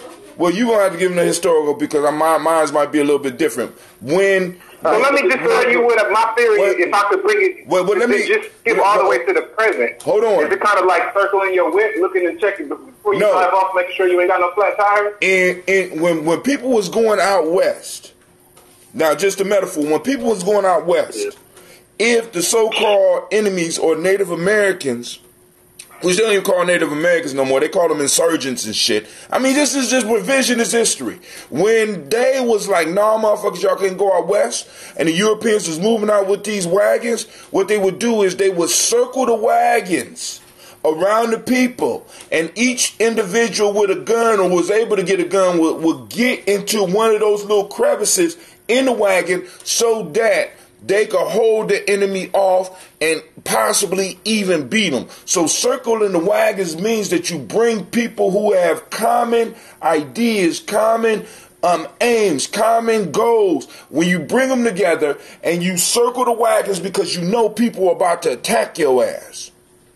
And usually what happens is if you get caught and you're not able to circle your wagons, you are slaughtered. That's what people don't understand. So you can look at the metaphor. Okay. So I actually have the wrong idea. So you mean like, so if I'm traveling in the wagon and my family, my loved ones are in the wagon and I feel like we're about to be attacked, then the man or the people, the warriors will get out of the wagon and stand around it. No. No, listen. No, it will be a group of wagons. The entire wagon train, proverbial wagon train. Right. Put all the wagons in a circle. Put all of the wagons in a circle. Wagon. Oh, you make a circle out of the wagon. Out of all the wagons. Say 20, 30 wagons. Oh. And but it's still a defensive. Like, there you go. Yeah, right. You set a border. Okay, I get you it. build a border. Right. Black folks don't have right now what they want. So then you could like jump behind and shoot. There you go. You put your family in the middle of that. And then on top of that, see, what people don't want black people to do is to develop a border. They want us to open up our shit and allow everybody in. We've been certified. But those gay black people are black. But hold right? on. No, let me say this to you. When somebody identify themselves with something first, then they need to run to them first. Don't run to me. If you identify yourself, because I know black gay people, right? You know, and I work with black gay people. But people that are gay and black, run to gay people first. Don't run to us. See, because you ain't right. Oh, I don't have to be right. See, that's the issue, right? Because as a people, we are so used to trying to satisfy and be right with everybody. Listen, I understand that you are not being attacked because you're gay. You're being attacked because you're black. That's the first thing they see. Maybe part of that comes from they don't want to identify with being black for whatever reason. See, a lot of people. So they're making that choice. Right, exactly. For whose side they want to be on. Exactly. So if you make that choice, then you got to deal with it. Don't come behind my wagons, nigga. You know what I'm saying? Going over there. If you gay first, run to them. See if they going to do it because you need to learn or you need to die. Because they got their wagon circle and they're very clear and they try to make you feel guilty because you being like, yo, you're not being persecuted in most of those cases because you gay. Because I got to analyze you and I got to look at you long enough to know if you gay, but I know you black right away. Give me a fucking break. Maybe part of that is because maybe they do that because in the black community they're being shunned or they're being outcast or they're not being accepted. So they go where they feel, I don't know, most comfortable. Now, this is the question, right? This is the question.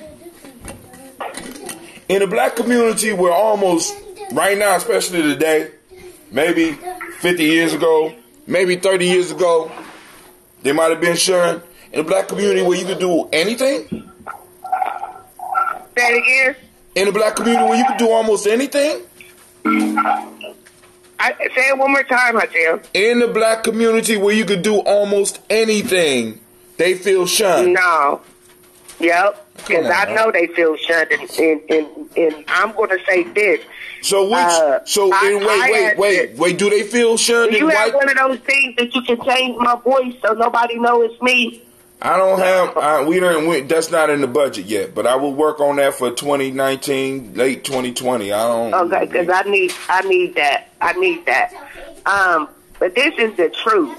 Like, I am for equality for all people, and that's why you're gonna die. Even though I'm going to say this, I'm going to say that I would, because I believe in equality and because I have numerous gay people whom I love in my family, including, I'm not going to even say, put them out there, but I would carry the rainbow flag at a parade, right? I have no problem. But this is my thing. I know for a fact that this here, there is an agenda that has been impressed upon our people for a reason. And I know for a fact that some of these, like, I look at these pictures, I look at these people portraying this lifestyle, and I just can't buy it because it's not of us. It's not of us. That is some European shit that has been impressed upon us. I remember that Will and Grace had a show. I could barely find, there's a lot of biracial couples in my family too, including my brothers. His people white, right? But we grew up in the projects. We had white people, right? Married to black people, right? But on TV, it was hard to find it. I found it very alarming that Will and Grace had a show. You had a gay white man with a show before it was acceptable for black and white people to be a couple on TV. We were still fighting the Cheerios commercial when gays were taking the limelight. You know what I'm saying? And so I just feel like it has been impressed. I've never watched Empire. One day I was forced to because I was at somebody's house, but I've never watched that. And there's so many shows I can't watch because of the behavior. And then our kids sit and watch my students can come to school and give me a play-by-play of these shows. But they can't summarize the reading. You see what I'm saying? But well, maybe you got them reading the wrong shit. It is impressed upon our people. It's not of our people. So I'm going to be honest and say, though I believe that you make that choice, you know what I'm saying? It's an anomaly. We should not, I don't go anywhere and I don't see no whole bunch of people with Down syndrome or albinoism or any other, genetic deformity. But I go somewhere and every damn where I turn now, it don't matter. Dude, you got gay black men, right? And super, like, in so many high numbers. And then you got gay women, too. Looking like, I seen the most beautiful woman the other day. She must be going through the crisis. She was trying to be a man. She ain't never going to look like a man. It was just crazy. But where did we get this idea? Either our food, either something is in our food, these hormones that they've been putting in there since the late 70s, early 80s, has done something to our people, or it's socialization. They're being socialized to be this way. But either way, when I heard these people and I'm watching these videos of these gay black men calling and saying, hey, every time we're being victimized by other people, and then we got to turn around and be victimized by people that look like us, I felt convicted. Yeah, I felt a little bad. I do. I mean, why? Because, hold on, time out. Because you because you feel that they are an anomaly that was forced upon us? That's why you feel convicted. So you do have some ill feelings. And I do feel like people are gay. This is the saddest part, even with the kids I work with. I feel like people say they're gay, they're not engaging in the behavior, but people say they're gay and they don't even know why they're gay. Well, I mean, they weren't born that way. It's an anomaly, meaning that the gross majority of the people were not born that way. They're choosing to be that way because A, it's either in the food they ate, or B, they're watching too much TV. Now, I blame Beyonce too. Lady J, hold on. Now you gotta be careful when you get on this because they reward their friends and destroy their enemies. See, what you're saying is that it's an anomaly, is unnatural, right? And you're not fitting with the version of history that's being told. So you have to, you understand? When I say it's an anomaly, I mean it only really affects a very, very, very minute proportion of the people, but somehow it's affecting more than it should. That's what I think. That's why I compared it to other genetic deformities. I'm not saying that you can't be born that way. I'm saying that it is rare.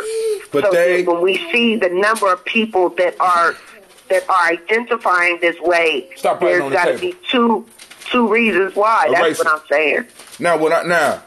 But they, as a group, have the ability to award their friends and punish their enemies. Basic politics. Black gay people? No. Gay people as a group. Now, black gay people, right now, are they a part of that? Now, they want to be. They want to be a part of that. They want to be part of that, and when it fits the other group's agenda, they will make them part of that. They can be, right? You know what I'm saying? Yep. But when it stops fitting their agenda, you see what I'm saying? Then they're black. They're not considered gay. They're just black. You know what I'm saying? I mean, because we got to understand this is a game being played, and I'm like, Go ahead. I just want to say this too. I was not familiar with the historical, and you say it all the time, circle the wagon, but I'm glad that you explained that because this is the other piece that I often say. People sometimes have an issue, with certain forms of political participation, and I'm going to use protests and marching for an example. And so, some time ago, I have been working with a group to organize a march on Washington, right? And we get into this big debate behind who could march behind the banner, right? And so what I say is we all have one common enemy, right? And if we march, essentially the goal is that you will have identified those people who have that same common enemy, and they march with you, right? And so then they said, no, we don't want them marching with us, da-da-da-da-da. And so what I said was give them their own banner. Give them their own banner and let them march amongst us with their own banner, identifying why they're upset, why they feel disenfranchised or whatever. Okay, because even amongst black people, I say that even amongst black people, they have different reasons why we are upset with our enemy. You know what I'm saying? Or the right we have against our enemy. But I just say, like when I'm thinking yesterday when I saw these videos, I was thinking, give these people a banner. I don't have to march behind a banner, but shit, it's enough of them. It's enough of them, and they too share a common enemy. Why wouldn't I want them to be among my forces? You know what I'm saying? Even if their plight is not mine, or even if their objective is not mine, their goal is the same. You know, we must eradicate and bring down a system that is basically screwing us all. Well, now, and this where, because now, Lady J, let me say this to you, right? And everybody out there, family, listen. Everybody is coming from their angle. Everybody wants to get something. And everybody will fight to get their stuff recognized. The black folks, on the other hand, we allow our shit to be put all the way at the back because we want to be fair. We want everybody to be equal when there has never been a world like that. I'm just saying, for me, it's black first everything. I ain't got time. I don't need black first education, black first economics, black first political. You know what I'm saying? If they have to put you on an agenda in secret, I'm just letting y'all know, you're not on the agenda. If they don't talk about your place in the agenda, you're not on the agenda. I've been in enough meetings to know that. Right? When motherfuckers be like, oh, we're going to bring that up. But if the shit is not on the agenda, it's not in the meeting. So now, what gay people have done has been, they have made it possible so that their grievances can be put on the agenda. Their needs and their wants can be put on the agenda. To where some people actually say, look, I'm gay and black. I'm a gay person that just happened to be black. Then when you come at me like that, then you need to go on and run over to those circle wagons over there with the rainbow flag. Take your ass over there. I have no problems with you know what's getting on my nerves too, Tim? What's up? Every day, not a day goes by when I have to argue with somebody because I call myself black. I'm getting tired of having to defend I'm getting tired of that, Tim. I just hear you say it, and, you know, I have a sense of pride about being black. But it's not a day that goes by where I'm on the social network and I say something about black people, and someone wants to tell me black is not this, black is a object, black is this, and black is that. I don't understand it. Now, and listen. You can research, but you don't have to necessarily even understand it, baby.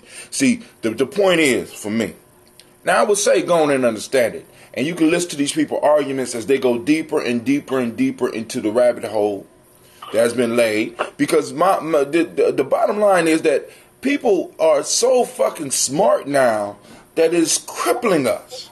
Black folks got so much information that motherfuckers can't make an easy decision. I want to go for red, but because red is made by the way that the sun hits the water and it reflects into my irises and affects my bloodstream and my I don't know if I want red or do I want blue. That has a common effect because the way it rolls on the rocks and the vibrations that are stimulated within my cerebellum. I don't know whether I want red or blue. Sometimes too much information is just that. Too much information.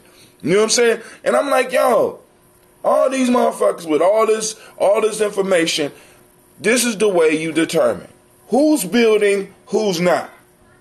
You know what I'm saying? You can listen to a motherfucker that's actually out doing the work, or you can listen to the motherfucker dressed like a Isley brother. That's your motherfucking choice. You can listen to the motherfucker that's building, or you can listen to the motherfucker with the funny hat on his head. That's all. You know what I'm saying? All this shit, I don't have time for a lot of those arguments, so I don't even, as a matter of fact, Lady J, I told you a long time ago, and I'm going to tell you what I tell my sons. At one point in time, with all of the sons that I got, they would get in arguments on Facebook. And my daughter Keisha would text me and be like, Daddy, such and such of them is fighting on internet. So I go to that timeline and I would just simply say, we don't fight on the internet. We don't argue on the internet. We don't. All this shit is admissible in court. Y'all stop that shit. Boom, and it stopped. And I'm telling you, Lady J, some of these arguments are fruitless, and you need to start learning how to pick. Hold on before you go. Let me finish. Fuck that. I'm gonna finish this. All of the arguments you get on the internet, if it's not producing some motherfucking fruit, but you want to save, you still at the phase in your Pisces hood where you feel that you can save everybody. So baby, have at it. But you're going to be stressed out because you're going to have motherfuckers that's going to be making comments, and because you feel you have to respond, you're going to fall right into the trap. All that shit you don't even have to respond to. I do commentary, Tim. That's what I enjoy doing. Okay. So the same way I like coming on here and going back and forth is the same thing I do on Facebook. I mean, I like to do on my social media. I don't make no threats or anything like that, but I do enjoy commentary, and I do. I feel like Facebook is my platform. I have an opportunity, especially when I'm wearing my bag. I'm not wearing my bag right now because I'm showing off my Obama newspaper in the back of my profile pic. But when I'm wearing my bag especially, I enjoy going on people's pages and going back and forth with them because a lot of times they don't know if I'm a man or a woman, and I enjoy that. But I enjoy making people think. I enjoy disrupting their current paradigms. Just challenging the things that they're saying. So I don't think that I will. I know that I won't stop. Just this morning, I get on Facebook. This white guy I used to work with, right? I should have known this. I should have known this dude was a closeted freaking bigot when I met him working at the jail. He was the softest white person working. He didn't even last, right? So then you know what they do once they finish there. They go get a job being a cop in some suburban district because Columbus won't hire they scary selves, right? So this dude keeps going on Facebook. Gina, put this in. And I've had to shut him down 90 million times. Well, last night I didn't argue with him. I just put a chart on, and I'm sure that once he figures out how he's going, I gave him some stats. Once he figures out how he's going to respond, or I might get the last straw. You know what I'm saying? That's always my goal, is to have the last word. But the man goes on Facebook, this white man, always trolling, right? Every time I turn around, he all his people and his fans that they want to follow him. And I love it. I enjoy it. It makes my day. I'll tell y'all something something that happened to me yesterday. Actually, first, real quick, I wanted to say, Lady J, I wrestled with what you were saying, even from like the trials of G. One of the things I wrestled with was the label of black, of being black, and I actually wrestled that with myself. Because, and the thing of it for me was that in the Moore's Law Dictionary, one of the earlier English dictionary, it used the word black for all of these negative connotations associated with it, and then in the Constitution, or the development of the law of this land, or the maritime law that they use to impose on this land, that black doesn't necessarily have any legal standing. So then it was put to us as if black was something that was created and developed by the powers that be to kind of keep us in a place. But then I had to kind of, just recently, in the past couple of days, just now actually, I was allowed to put this conversation allowed me to put the kind of the cornerstone on me really embracing black again, fully. I mean, I was already there, like, back maybe to where I was, but like I've kind of exceeded my embrace of my blackness through understanding that the concept of black wasn't something that was imposed on us, just like the word nigger wasn't imposed on us. It was something that we already celebrated in both instances. It was something that we celebrated and utilized amongst each other. And therefore, the powers that wanted to subjugate us came in and used that against us, because those motherfuckers aren't creative. They're manipulative. We are creative. We find associations between the universe and ourselves to uplift things. And then they come in and they steal that shit, and then they make us, they have been successfully making us turn our back on those things. You know what I mean? So I use my nigga for life. That's my shit. Niggas. However you want to say it. I know the vibration of that word, and I know I can feel how much power it has. You see what I'm saying? Just like I can feel the essence of my blackness. Yeah, absolutely. You saying nigga, not nigga. Nigga. Hold on, I just want to make sure people know that. He used it, but he also went back and said niggas as well, because it's like it's a pronunciation piece. Because it's like, boom, we allow motherfuckers to, one, control the narrative. Once again, it's about controlling the narratives. Oh, don't use that word because blah, blah, blah. And what Quasi's saying is, he has taken the narrative of the word, regardless of how you say it. You can say niggas or you can say niggas. It's spelled different. That's all the fuck it is. You know what I'm saying? And it's like, a white person can't call me they nigga, but they can call my son they niggas. Hold on, time out. So, once again, you open the door for them to call you niggas, which could sound like... Yeah, why not? Well, no, what I'm saying is, listen to me. You're opening... This gets back to what we was talking about a little bit yesterday with this whole manhood shit and what's allowed, right? When we was talking about the pants. You start with something small like, yo, okay, cool. I'll call you my niggas. Niggas. You know what I'm saying? It's such a small little thing. When you allow them to start calling you that, it extends into other shit. Well, this is the thing, Hatim. Okay. And this is reality. Wait. Before you go, stop. Before you go into it, let Quasi finish his point. I should have kept my mouth shut, because you're going to try to counter me regardless of what I say. I say Jesus white, you're going to want to argue with me, right? No, I have pretty much fleshed out my point. So, I mean, I guess if I can put a closer on it, I would say that, you know, like, even to take a step beyond, this is about to be kind of wild. I'm about to say, I don't know if I said it or not, but, like, damn, like you said, Hatim, letting them start, and because obviously where we're at is a snowball effect. It's like once they can pull that one string and then they feel like they got it, then they can add one little more subtle thing. This is they already did pull the string, though. They already did pull the string, right? That's the thing. And then we got to remember... You know who's to blame for that? We are. Pop culture, yeah, we're to blame for that. Anytime, propaganda in general. Propaganda is a thing that was created. Propaganda can be taken back to the Adinkra symbols, and even probably beyond that. Because we understand we are people that symbol. We're symbol literate. We understand symbols. So once we talk to them that shit, then they use it against us. Right now, we really shouldn't be letting motherfuckers talk. Right now, you turn on the radio and all the popular songs that you know, we got to understand when it, and Tim's going to jump on me about this, but this whole idea, this hip-hop culture, you know what I'm saying? It's not just, you know, certain things are just not with black people. white people, it resonates for white people too, especially white people who live amongst us in our neighborhoods that happen to be poor, like people in my family. It don't have to even resonate right? with them. It don't even have to resonate with them. It resonates with everybody because it's real. This is the thing. You put those are words that should be, certain words should just be a part of a part of us, and we shouldn't use them amongst others.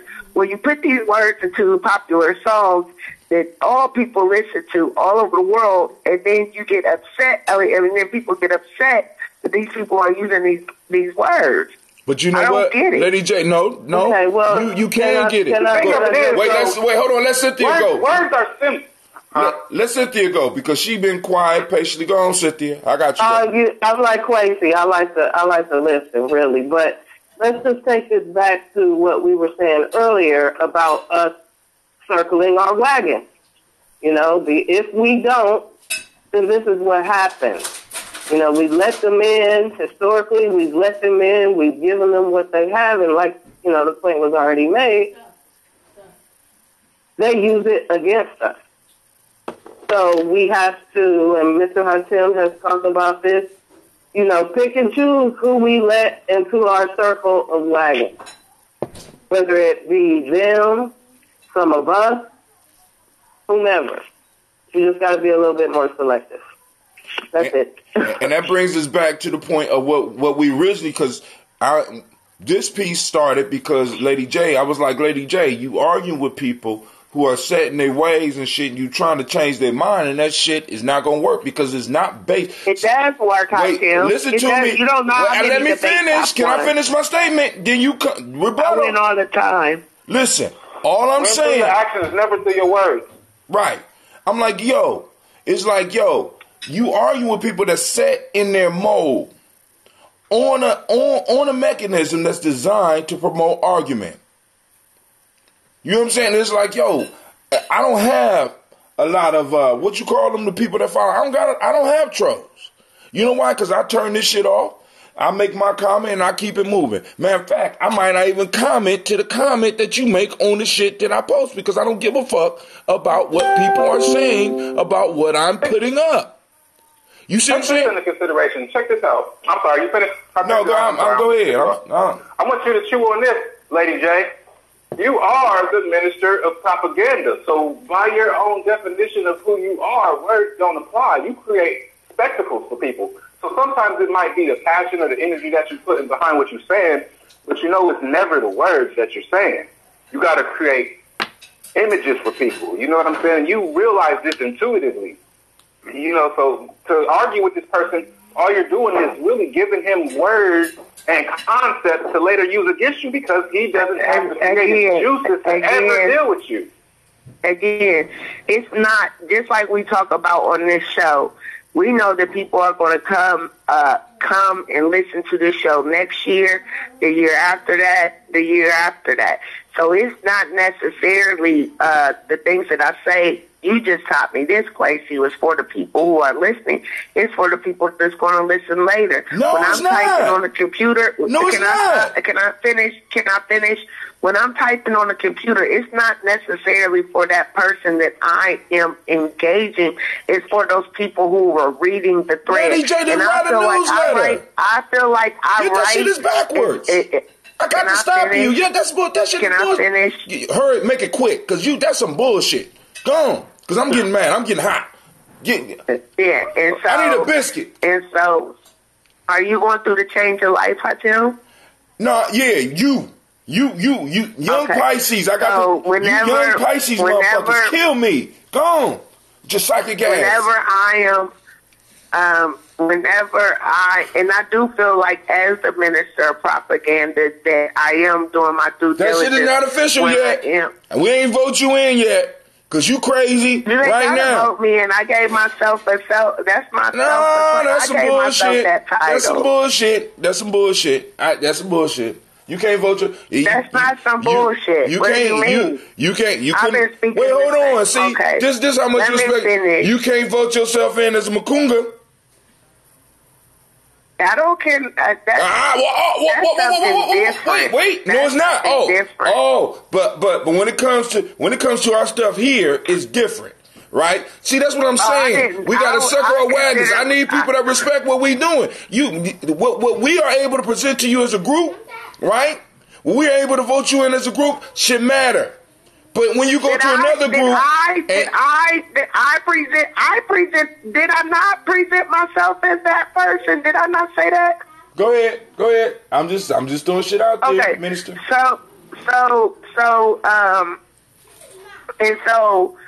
Whenever I'm writing, I consider myself to be a poet somewhat. I consider myself to be someone, I like to write. So that I do feel like when I am on the internet, it is still a form of propaganda that I am promoting. But also, it's not just for that person that I'm going back and forth with. It's for those people who are reading the thread. It is to get them to think.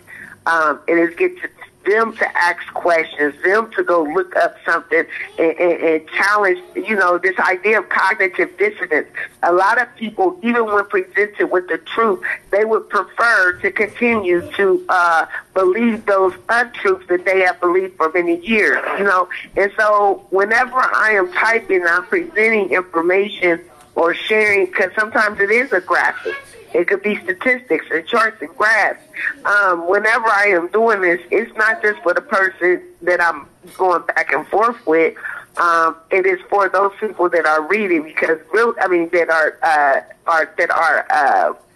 are reading the thread. Lady because J. I want to get them. I want to challenge their thoughts. Lady J, I want to challenge their thoughts as well. Both of y'all are right. Let me say this real quick. Both of y'all are right. The reason both of y'all are right, because nobody is going to be. You have to determine for yourself who you are, Lady J. You have to realize what your gift is and what you have to offer. But your gift is only going to reach the necessary amount of people by being uplifted by other people. You see what I'm saying? If you're the only one that's saying what you got to say, no matter how right or true it is, then you just are a person saying a bunch of shit. But once your team put you on their shoulders, then everybody can be like, yo, this team is strong. This person is saying this, and that strong team is supporting that person saying that. So that's how those two kinds of ideas can't, not only do they go together, they can't exist without each other. Wow. You saying I can't exist without Lady J? There wouldn't be no me without Lady J. Is that what you saying, brother? I do, motherfuckers. God damn. So I can't kill her? God damn. Hey, man, Lady J became my new best friend, so she had to see. Yo, just like I consider myself the minister of defense. You know what I mean? If people choose to act, it might be a little bit more of an intimate thing. If people choose to act outside of something that I'm willing to protect, then that's the group saying that, hey, we don't think that your protection or your idea of protection is something that we want to exist under. This is all I'm saying. I mean? So, this is all I'm saying. Quasi. And Lady J, please listen. It's a beautiful thing to go and be able to it's like I gotta feed the village, right? I got a village of 150 because Ujamaa, each tribe can only grow to 150. So Ujamaa, since this is the original tribe, eventually, once we get beyond 150, another tribe is we're gonna have to split. And another tribe is going to have to come. Another tribe is going to have to come. Ujamaa going to have to regrow. And a new tribe is going to have to regrow because we keep it down to 150 people. Right? That's part of our Lord. That's part of what's going on with us. Right? Because we understand we still one family, but in each tribe there can only be about 100, at the most about 150. And that's pushing it.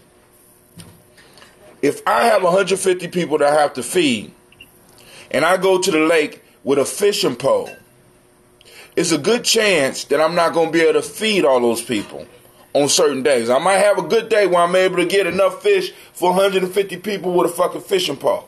But if I throw a fucking net into the water, it's a good chance that each time I throw that net into the water, I'm going to be able to draw in enough fish to feed everybody almost every time I go out.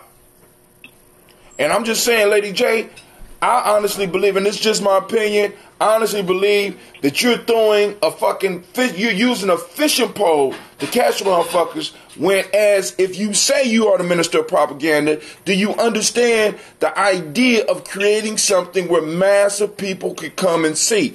Everybody ain't going to a single person's post. I talk about that all the time, Jim, so you know I do. Right, but what I'm saying talk about is, it all the time. What I'm saying is, we can't talk about it, got to be about it.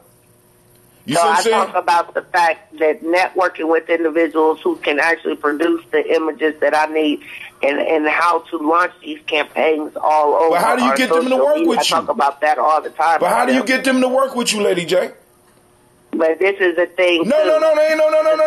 Back to my question. I say this all the time. Lady J. I say this all the time. When we attack the enemy, we attack the enemy by any means. Listen. So you're going back to your propaganda. I'm asking you a question. How do you get those with the skills that you want?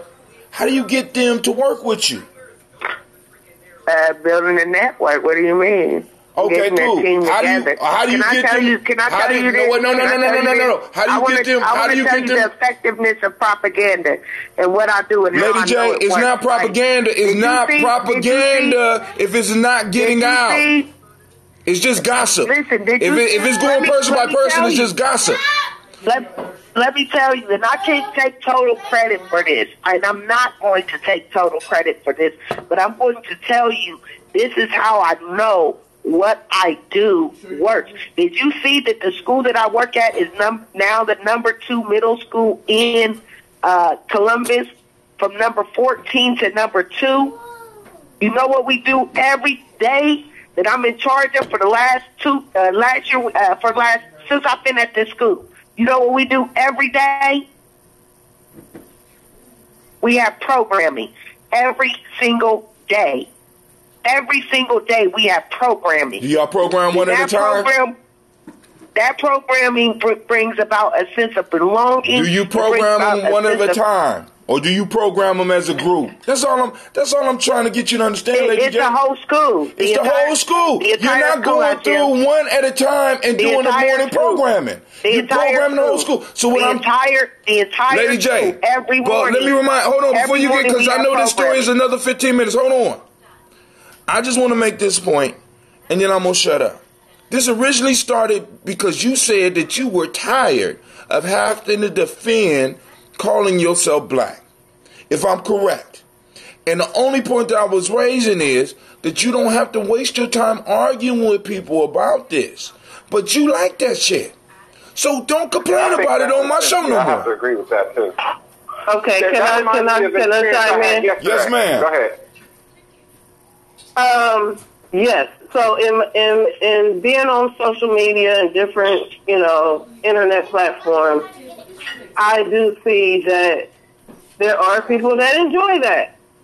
It could be, they might even agree with you, but they just want to argue, And so, yes, I get it that it sometimes they do want to get a point across or get their information across or sway people to, think or feel the way they feel.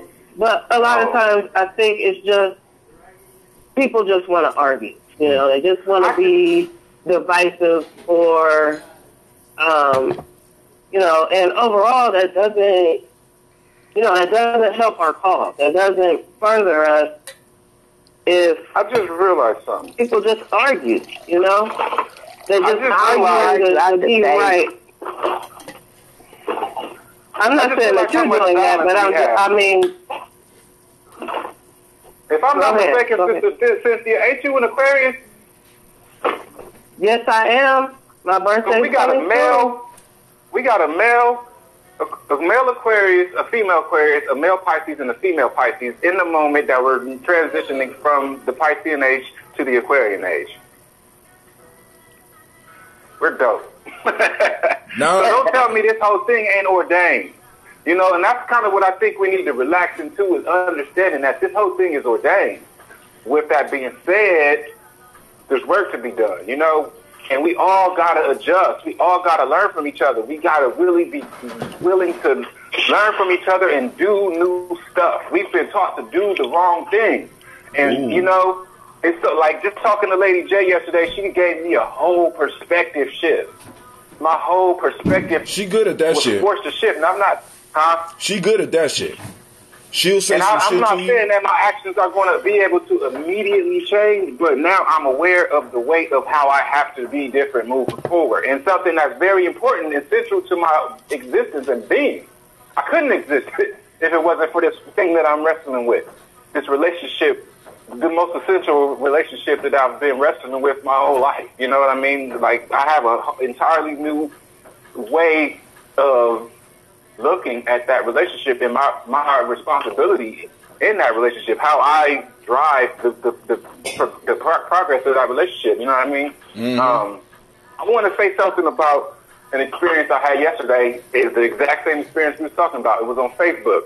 So, and the crazy thing is the person that posted, that started the whole conversation debate was somebody that was on the show. Remember Tico? We was talking about football? Right. So he's an educator. So he was off yesterday, just like y'all lucky folks, you know. So he was at home playing Madden, and he posted on his timeline that he noticed that on the new Madden you can do a lot of creative stuff. He said you can create a black player, you could even create a black head coach, but you cannot create a black owner. And Shut up! Hashtag white privilege. Hashtag white privilege. So then this white dude got on there and said something kind of ridiculous, man. It was just crazy what this dude said. He said something like, you know, that's racist for you to say that. Like, you know. So the thing that great job, white boy, to me was all of these people got on there and started like talking to dude, and I'm like, wait, y'all tripping? Why are y'all even addressing this dude who is obviously either dumb as fuck or trolling y'all? You know what I'm saying? Why are people feeling it necessary to even address this dude? Like, I literally, and at least 5 to 10, maybe even more than that, different black men got on there and was like, bro, what are you talking about? That don't make no sense. I'm like, but I literally never addressed dude. I was talking to the bros in the room. Like, why are y'all addressing this guy? Look back and read the shit he said. It's completely nonsensical. So what the fuck advantage is there to get this dumb motherfucker or a trolling motherfucker to agree with you? And that right there is the essence of this whole white supremacist shit. They get us spinning our wheels, wasting our time addressing their nonsensical bullshit instead of developing our own shit. And so it was almost as if that dude, he was the authority in the room. Once he was like, you're right, it was white supremacist, guys. I was just fucking with you. Then it was like, whew, finally we can relax because he gave us the ability to relax and move on from, you see what I'm saying? Like, fuck that guy. You know what I mean? Yeah. Yeah. Hey, Quasi. Yo. This is something that I want to do too, because I ran into a similar shit, and I told about this, but it fits into what you're talking about. I'm watching DC, right? Me and my son, we like, because y'all know I'm into anime because that's part of our discussions on Kaumbas with the young people. So I'm getting this DC service where and I'm going to tie it back together. Give me a second, please. When we are looking at a show called Young Justice Season 3. We're watching it. Been waiting for 4 years. They finally launched this shit. And all the black characters got this stereotypical black voice and have these stereotypical black relationships. You know what I'm saying? And I'm noticing this shit all the way through. And I'm like, there is no black writers on your shit. Right? And then you turn around and you tell me that on one of the most popular games where at least we might be buying about 30% of them, if not more than that. You're telling me that you can have a black player, you can have a black coach, but you can't create a black owner. You know what I'm saying? Now, both of these are, in a sense, minor things. But both of these are things where we could bring people into awareness of where we are seen in this culture. You know what I'm saying? Because The View is fucked up, but it's not wrong. You understand what I'm saying? It's fucked up. You know what I'm saying? Like I said, I wouldn't even focus on the white boys piece. I'll be like, God damn. So you can't create no owners? So why should I buy this shit for my child or allow any of my children to play this shit? Well, you can't see yourself as a motherfucking owner. Why, you know what I'm saying? Why continue watching Young Justice when they got these relationships that don't even exist in the black community, and then everybody's got this stereotypical where you know you got a white boy playing a black person rather than actually bringing black people to play black people. You know why? Because we can't reward our friends and punish our motherfucking enemies. And an enemy is anybody that will take your image or take the idea of you and make it less than what is possible. God damn it. And we need to be clear about that shit. Because we started talking about gays. Gays will let a motherfucker know immediately your motherfucking career is on the line if you fuck with us. Period. With us as black people, say what you want. Well, it's all cool. You know, we could use the nigga word. Okay, he didn't say nigga, he said niggas and shit. Okay, and I understand. Did you say nigger or did you say nigga? You know what I'm saying? Because it is a different context. You understand? Blah, blah, blah. We make excuses for motherfuckers, and I'm saying circle the wagons. It's certain shit that you say to us. It's certain shit that you don't. There's certain things you do to us. It's certain shit that you don't. It's certain ways you treat us. It's certain ways you don't. And as black people, until we get to that understanding, because that's what a border is. What do you think America is fighting over right now? They're fighting over because you got one white man that's saying, listen, we can't continue letting all these people in and allowing them to get free services. And you got another group saying, we're the richest country in the world and we should be able to let as many people in as we want. When both of them are benefiting, will benefit both ways. If they don't let more people in, they benefit. If they let more people, they benefit. So white supremacy benefits either way. And we end up getting caught up in the fucking arguments because we can't step back far enough to understand that these motherfuckers, either way they go, the only thing they give me... And you know what, Hotcha? Go ahead. I'm sorry. I actually got to give a little bit of pushback on what you were saying, man. Like, I agree with everything, every concept that you said I agree with. There's only one word in there that kind of I want to omit. Go ahead. And I've actually been wanting to say that I think between today and yesterday, you said that we can't make people do what we want, or I can't exactly how you said it. We can. We absolutely can. Well, we just are afraid of the consequences. There you go. See, we can shut this whole fucking shit down literally right now. Literally right now. And when half of us might die like a motherfucker, bloody slaughter, disgusting ass death. But then they gonna start listening. There has to be a sacrifice. You quoted the African Overture Tree of Life, first page, third proverb. The human being's freedom isn't in the head. Say, that's not the one.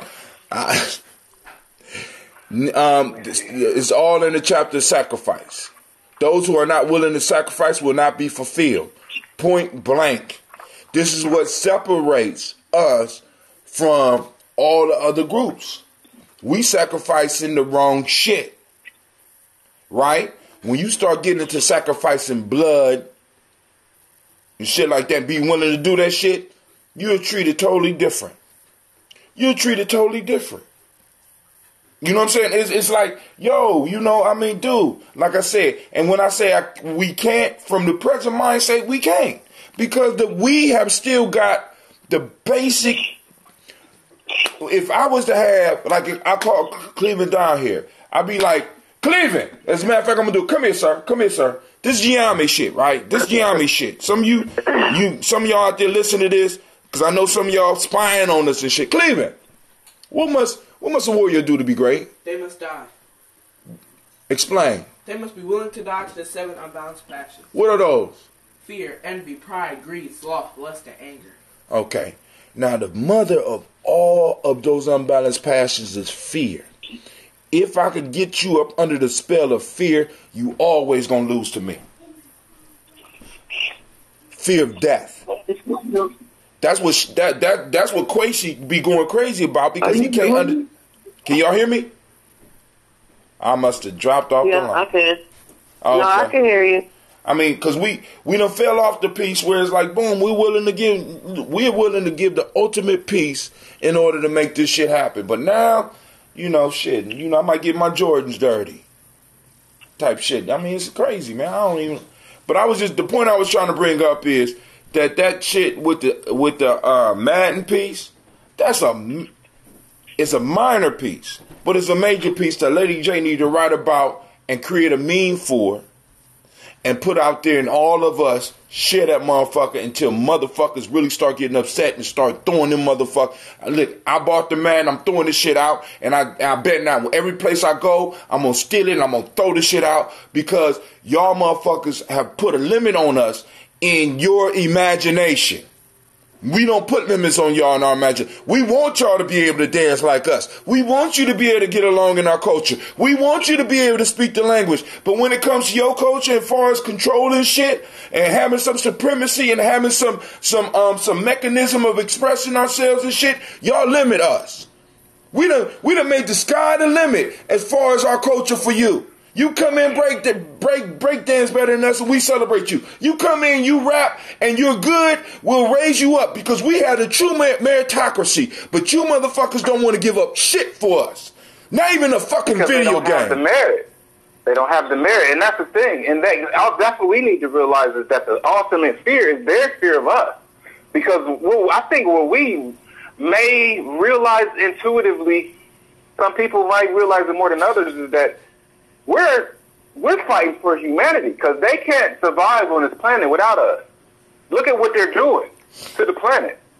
I mean, even like, because we talked about resources, utilizing resources and all that shit, and maybe I was talking about, I've been concerned about us depleting the resources, but even set that aside, maybe oil is the Earth's blood and it'll keep producing it. But then at the same time, if you kill the heart, then it stops producing blood. But even if that's not the case, I like kayaking. I started kayaking this past summer. I kayaked down Alum Creek. There is so much fucking trash. That shit made me hate humanity, man. There is so much fucking trash all through the river, man. That shit is disgusting. It's supposed to be beautiful. That shit is trifling. I don't even want to step out. I don't even want to put my feet in the water. That shit is trifling as fuck. And this is the white man's imagination that made that shit happen. And we're not innocent of that. We participate. We're probably some of the most trash-making motherfuckers. We throw our little trash and eat our little shit from the corner store and throw it on the ground. You see what I'm saying? Right. But this is not. We didn't imagine up plastic. We didn't imagine up all of these disposable containers. We didn't imagine that shit up.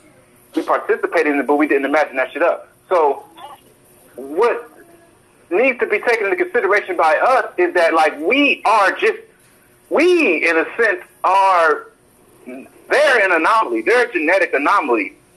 We are a genetic consistency. We're a genetic definite. You see what I'm saying? Like, if we could get reduced down to one person, and then over the course of however long it takes, we would retake all of the lighter skinned race because we're genetically dominant. You know what I mean? So we're not only just trying, if white people could live in their place, cool. That's fine. Let them live. White people are the one that want to extinct us because they're concerned about us extincting them, And like people worry to talk about all this colonizing other planets and shit. Like they can't even live in harmony on this planet. It's like there's such a young species of people. There's such a young occurrence. I don't know if species is the correct word, but there's definitely some significant differences between the two.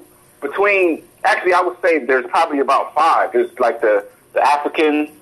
I was thinking about this might be kind of a little shift, a different subject, but then you got African Americans, you got Africans, you got Latin Americans, Asian Americans, and then you got Western Asians.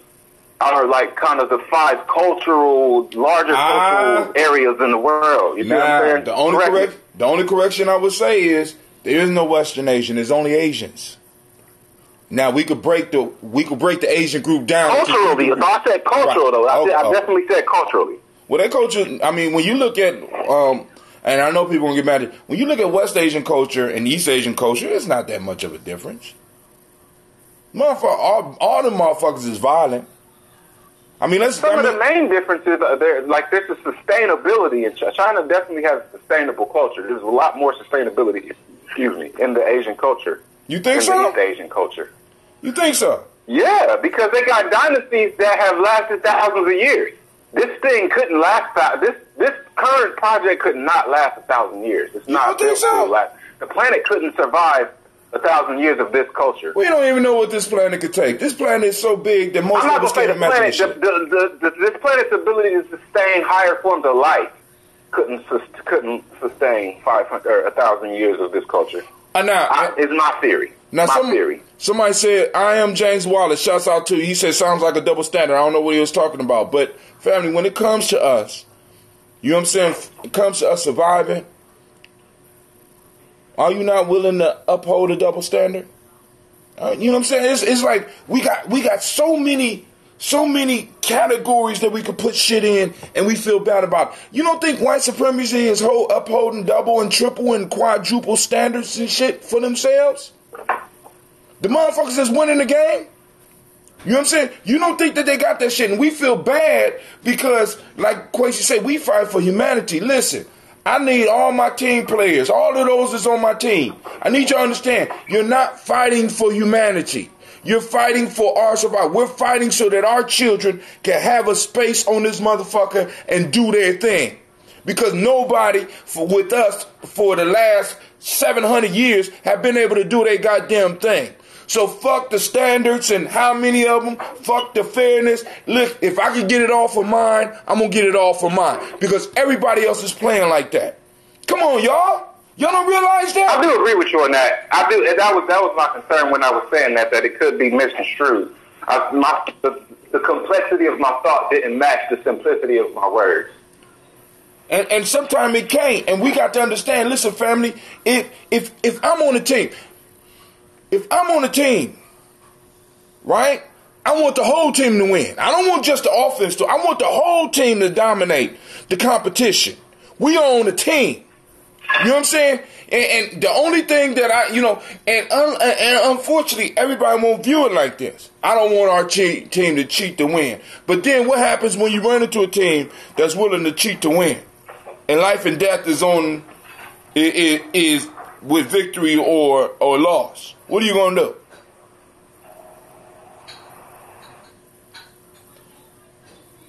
You know what I'm saying? Get quiet. Because you're innately a just people. Not saying that, and I can't argue and say everybody ain't just, because there's certain qualities in human beings because we are human beings. I want to say that shit. You know what I'm saying? And there's certain qualities that have always been there. You understand what I'm saying? So it's like, boom. Now, I declare my team. What will I do to win? You know what I'm saying? This is what we got to deal with. It's not that complicated. Y'all going to the deep metaphysics. Y'all going to the deep spirituality. Y'all going to all that shit. But when it comes down to it, it's going to what is going to decide where we go as a group is the basic questions. Basic questions. What in the fuck are you willing to do for the next generation? See, when we stop wrestling with some of this shit, they'll stop playing with us. Motherfuckers will kill a black mom, will kill one of us, and go to court and get vacation. And when motherfuckers start coming up and not really being able to come to court and not really being able to be comfortable after they done some shit like that, I'm guaranteeing you it will stop. See, because you don't have black officers just killing young. Because I want y'all to really be honest about this. Who you think act out more with police officers? Black teenagers, black young people, or white young people? I want y'all to think about that shit.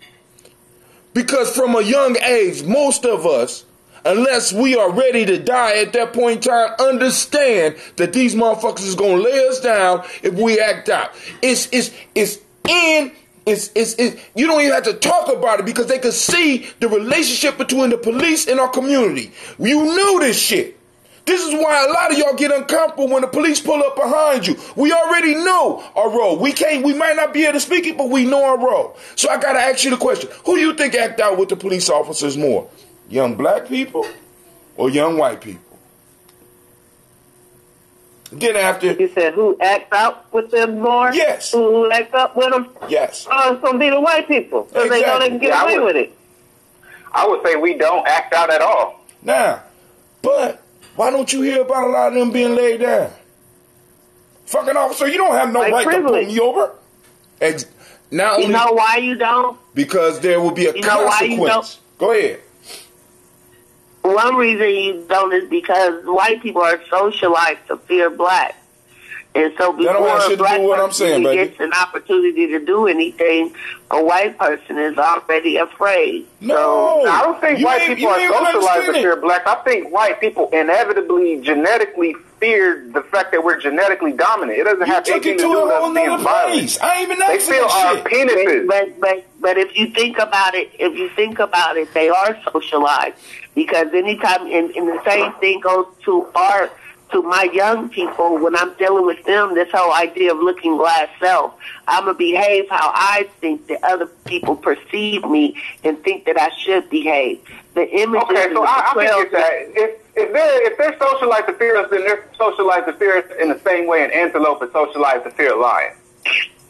So on TV, when we turn on TV, in addition to the current agenda for homosexuality, we also know that there's this agenda with violence, and it's been that way. But they're not afraid of us as far as a violent perspective. They're not afraid of our ability to wage violence on them, though. I mean, maybe in a fair one, they might be afraid of. They might be afraid of. But white boys ain't no punk like that no more. They got access. They got money. They out here training. White boys can fight. That's what I heard you say. But I'm telling you just from working, just from kind of what I see in the school system. I had a white woman tell me the other day that she's White afraid. woman. Listen to what he said, sister. A white teacher. Listening. She said it. She admitted it.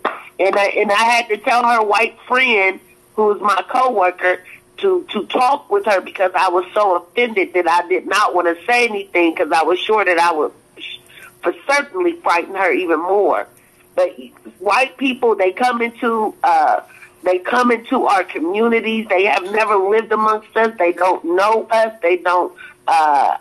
They're not familiar with us. What they know about us, they've gotten from TV. They've gotten from some of those news stories where they're always negative. That's what they know about us.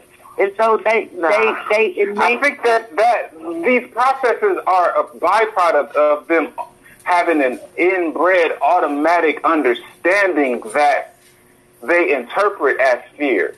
So this is all the play out of how they address that fear. If anything, they've been socialized to use that fear as a weapon. But it's not fear of any physical conflict. Even the biggest, strongest, like you go back, the biggest, strongest person, African warrior that you know, you ain't going to be able to be in a physical conflict, was probably the kindest, most gentlest person at the same time. And had 50 kids. And they had one. That's what they fear. Genetics. Now, let me say this. Let's just break it down even deeper. Because that's deep. You understand what I'm saying? That's deep. Let's take it to a child. Let's say you tell a child not to do something, but the stuff that you tell them not to do, there's no consequences. What's going to happen with this child and them doing it? Are they going to stop or are they going to continue if they like doing it? They're going to do whatever they want. Exactly. And that's what I'm saying. They're going to push the limit every time and do whatever they want. They're going to walk all over. Now, breaking it down simply, I do what I can do. When there's consequences, I stop doing. So if I kill you and there's no consequence, why should I stop killing you? And what signal am I sending to everybody else like me that wonders what happens if they kill you? Now, if you kill a white kid, Like, for example, going back to my original argument, if you kill a white kid, if an officer kill a white kid because the white kid is doing the exact same shit that a black kid is doing, smoking weed, talking, not only getting belligerent with your ass, you find a way to handcuff that motherfucker and put him in the paddy wagon. Not because he white, but because you know. Well, they didn't at the courthouse. Hold on, you talking about 1 out of 20. Get out of here with that shit. Listen, again, all I'm saying is, let me finish. This is the thing, Hakim. This is the thing about media. This is the thing about media. Just because they don't show it on TV doesn't mean that it doesn't happen. Just because we don't hear about it doesn't mean it doesn't happen. It's by design. They pick and choose. The reason why they pick and choose to show the police slaughtering us because it's modern day lynching. They want to instill a sense of fear in us.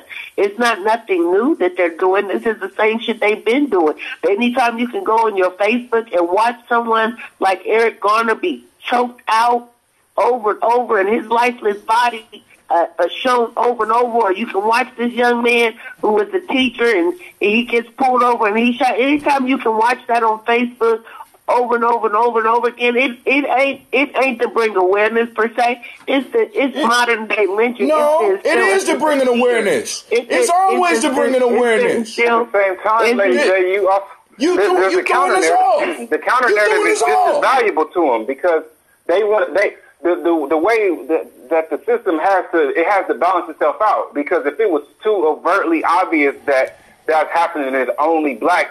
Just like how the white dude in that Facebook thread said, no, that's racism for you to even say that there's no black owners is white privilege. They have to balance the narrative.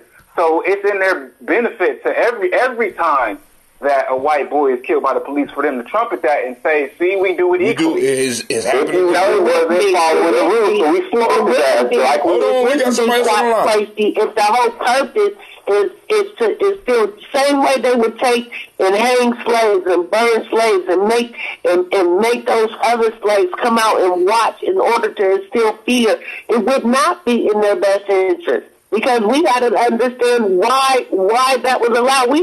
I had never watched anybody die ever on no social media, Facebook, anything until Eric Garner. And then what happened is, or it might have been one before that, but what happened is it happened over and over and over and over and over and over and over. Now, there was no discretion. It wasn't like the videos where you could say, watch with your own discretion, uncover it. It wasn't none of that. Hey, so excuse me. I gotta know. I have to know why it is that it was allowed to be shown like that. And like I said, he just told you. You don't hear. It took me back to lynching. No, see now, hold on. So now, but the first thing you come up with is an example of white people being terrorized by their own group. See, my issue is I'm black first. Leave that shit, take that shit over to your timeline and have that discussion. Because I'm telling you, there is something that happened afterwards where they will not do that shit. When there's no consequences, motherfuckers run rampant. You can't have a speed law without a couple of motherfuckers being pulled over and receiving speeding tickets. You understand what I'm saying? There's no consequence. So for when they deal with us, there's no consequence. So I could put it on Facebook and allow that shit to just be running rapid and not put any type of message on here and not pull the shit off. You know why? Because there's no consequence for Facebook. There's no consequence for the officers. There's no consequence for the judge. There's no consequence for the juries. There's no consequences for the politicians that allow this shit to happen. There's no consequences. So I could play that shit over and over and over again. But let that shit happen to one of theirs. And even with the white boy that's in the courthouse, where's that video at, Lady J? I can still pull up Eric Garner, because I know his name, because it's been ingrained. I can still pull that shit up. What was the white boy's name that was assaulted and murdered in a police station that you keep bringing up? It don't matter. Yes, it does matter. Yes, it does matter. It does matter. It matters. It does matter. Because you said Eric Garner. You said Eric Garner. You was able to identify. You better stop trying to talk me before I go and click you. You are able to say Eric Garner. You are able to pull up other names. What was the white boy's name that you want to bring up on my timeline? And don't bring him up until you know his name. If you don't know his name, just say give up. Because if you don't know his name, Hatim, I'm going to say it again. The moment that I watched my timeline and I watched the initial story drop, for 10 minutes, black people were on their way downtown. They were going to shut that time out. You're missing the point. You're missing the point, and you're just trying to talk, trying to prove me wrong or something. I don't know what you're doing. Listen to me. I don't know what you're trying to do. I don't understand it. You're not listening, and you're missing the point. What was his name? When you can identify, yes, it does. I just said it. Yes, what's his name? You said Eric Garner. You didn't say the police. You didn't say the black man that was choked out on internet in New York. You said Eric Garner. You was able to identify his name. Why is it that you know his name, but you don't know the white boy that you bring up often on my show? I told you why I knew his name. You know why I know his name? Because that day changed my life. That's why I tell. That day right there let me know. But according to you, when that white boy got choked out, when that white boy got murdered at the courthouse, it changed your life. That's why I'll never forget Eric Garner. I can't name the other black kid that was murdered the way I say Eric Garner, because that's what changed my life. You either eat one or two things. Either you're so right that you're arguing with a fool and you don't even need to argue no more, or you're just wrong and you're just trying to out-talk me. Now, you need to decide on which one you are. You said what I said. My whole point is you're not hearing what I said because you're not interested in what I said. You're not hearing what I said. I am interested. I did hear what you said, but what I'm saying, what's the white boy's name then? You can look it up on the internet right now. All I'm saying is that there's. You know why you don't know the white boy's name? Are you still on the line? Jennifer Quincy, I was going to ask you to jump in. I'm so glad it's the crazy age. I'm so glad it's the crazy age out here. I just be hoping y'all be listening to each other, because, like, y'all need to find that common, like, it's like word soup. And it's hard to decipher. I don't think that I said anything very much different. All I'm saying is when we think of propaganda and when we're looking at the change in how things, and I'm talking about, they always say stuff like viewer discretion, like I go on Facebook, there's a screen, I have to lift it up, right? There was no viewer discretion when we went through a period, a very long period of all of these black men without guns being murdered. Why were these images? Why would these images allowed to be? It's a very valid point. I think what you're saying is a very valid point, but I think there's a counter narrative to that by you acknowledging helps illuminate a larger point. Because Hatim was asking you a question, and you kind of gave the politician response. Why does it matter? That's leveraging the argument. Instead of allowing him and answering, like explicitly answering him his question, because you knew that he had a point on the other side of that question. So let me finish. By you choosing not to explicitly answer his question, you cut him off at the knees and didn't allow him to illuminate the point that he was making. You see what I'm saying? So it's like that. What nobody realizes that we were making the same point. Well, then why it became stagnant. And y'all was like butting heads instead of allowing each other to contribute to illuminating the same point. It's not the same argument. That's my point, man. It's not the same argument because you're going for me, it's almost like you're approaching the shit backwards. And it's like it becomes so tedious. I'm asking you a question. If you know where I'm going is the same place you're going, why the fuck are you with me? I didn't argue with you, Hakim. You asked me what was the boy's name, and I said that was the whole point. We don't know. We don't fucking know. And all I'm saying is it's by design. A lot of times things are happening, and we don't see, I don't think we always pull up the hidden agenda. You know what I'm saying? The gender.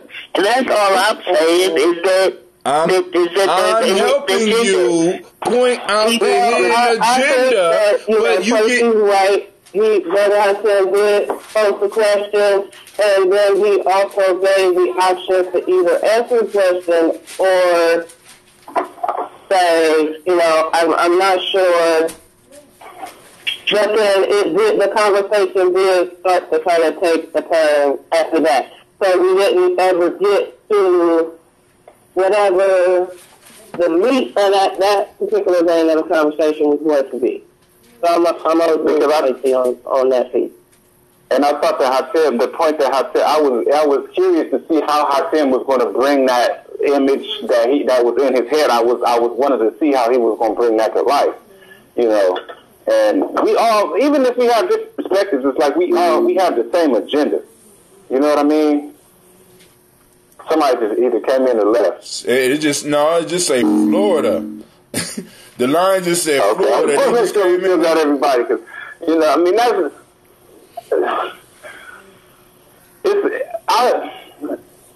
experiencing right now the challenge of wanting to keep things on track. I have to. So that my challenge in life right now is to be more people focused. Because one thing I learned about myself, and this challenge that Tiandra had us do, this game, kind of like an icebreaker, is identify how I approach problems. I don't give a fuck about people's emotions. That's kind of how I get down. I don't care about how people feel. I'm just going to go. Like if we on a boat and I see a problem, I'm going to jump out of the boat without consulting with anybody. I'm going to swim to where the tangle is and I'm going to try to get that shit out. But in a sense, it might be better for me to tell somebody because I might drown. You know what I'm saying? So if I tell somebody, then they might give me an oxygen tank so that I could be a little more focused. You see, because sometimes when I say I don't give a fuck about people's emotions or even I don't even necessarily give a fuck about people, period, individuals. I give a fuck about the group. And that could even be me. Like, I could give less of a fuck about my own survival than fixing the problem with the boat. So I could end up hurting myself at the risk of everybody going down the boat because I was the only person that realized what the problem was. And instead of explaining the problem and coming up with the best solution, I just dove in because I can be so, what's that word? Proactive? Yeah, but I mean, I guess that make it sound more flattering. Like they call ADD people, they have you're impulsive. I could be so impulsive that I could do things at the risk of the greater goal. You know what I mean? So that's my challenge. And I think that in these conversations, if we're not realizing our own challenges, then we're at least missing half of the opportunity in these conversations. I'm hot right now. You're mad. I'm mad. Sasha said I'm mad. All right. The Mad Titan. Well, Sasha just be sitting there just taking it all in, huh? Listen, the kids that's part of why I do it, because they got to see the passion and all this shit, because this is actually us. This is, for me, this is effective. This is actually more effective than some of the other strategies that we've been using. Because my kids... So she can hear us too? Oh, she hear y'all. Shit, my kids, for the last 3, yeah. They participate in it too. I need to watch my mouth. No, because what I want my children to get is a taste of reality. So now I have the option to have a conversation with them. Baby, you don't say that in class. Where did you learn that? Oh, you heard Quasi say that shit? Okay, Quasi. 5 million times. Right. So now I get to have a conversation with my kids about how they, you know what I'm saying? Because you ain't saying shit compared to what I say. You understand what I'm saying? You know what I'm saying? They hear me all the time. You know what I'm saying? So it's like I'm exposing my children to real university. Not this fake shit not this politically correct shit. They get to hear our thoughts. They get to hear Lady J. They get to hear me and Lady J disagree. They get to hear me and you disagree, or me and you communicate. They get to hear me with Sister Cynthia. And there's other children out there right now that's hearing this.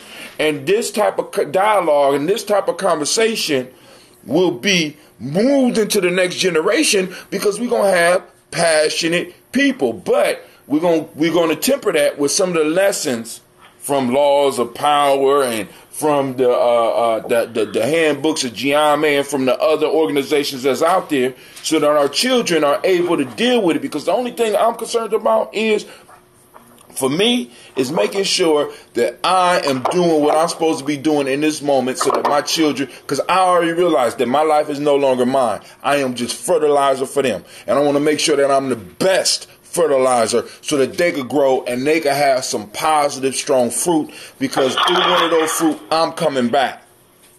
And I ain't got time to be, I really ain't got time to be worried about everybody else. I really don't, because I spent my life worrying about everybody else, worrying about being universal, worrying about fitting in, all that shit. I ain't got time for it no more. I don't give a fuck about the white boy at the courthouse. I don't give a fuck about a lot of shit happening to other motherfuckers. What I care about is that I have a group of individuals that can trace their lineage back 6 generations.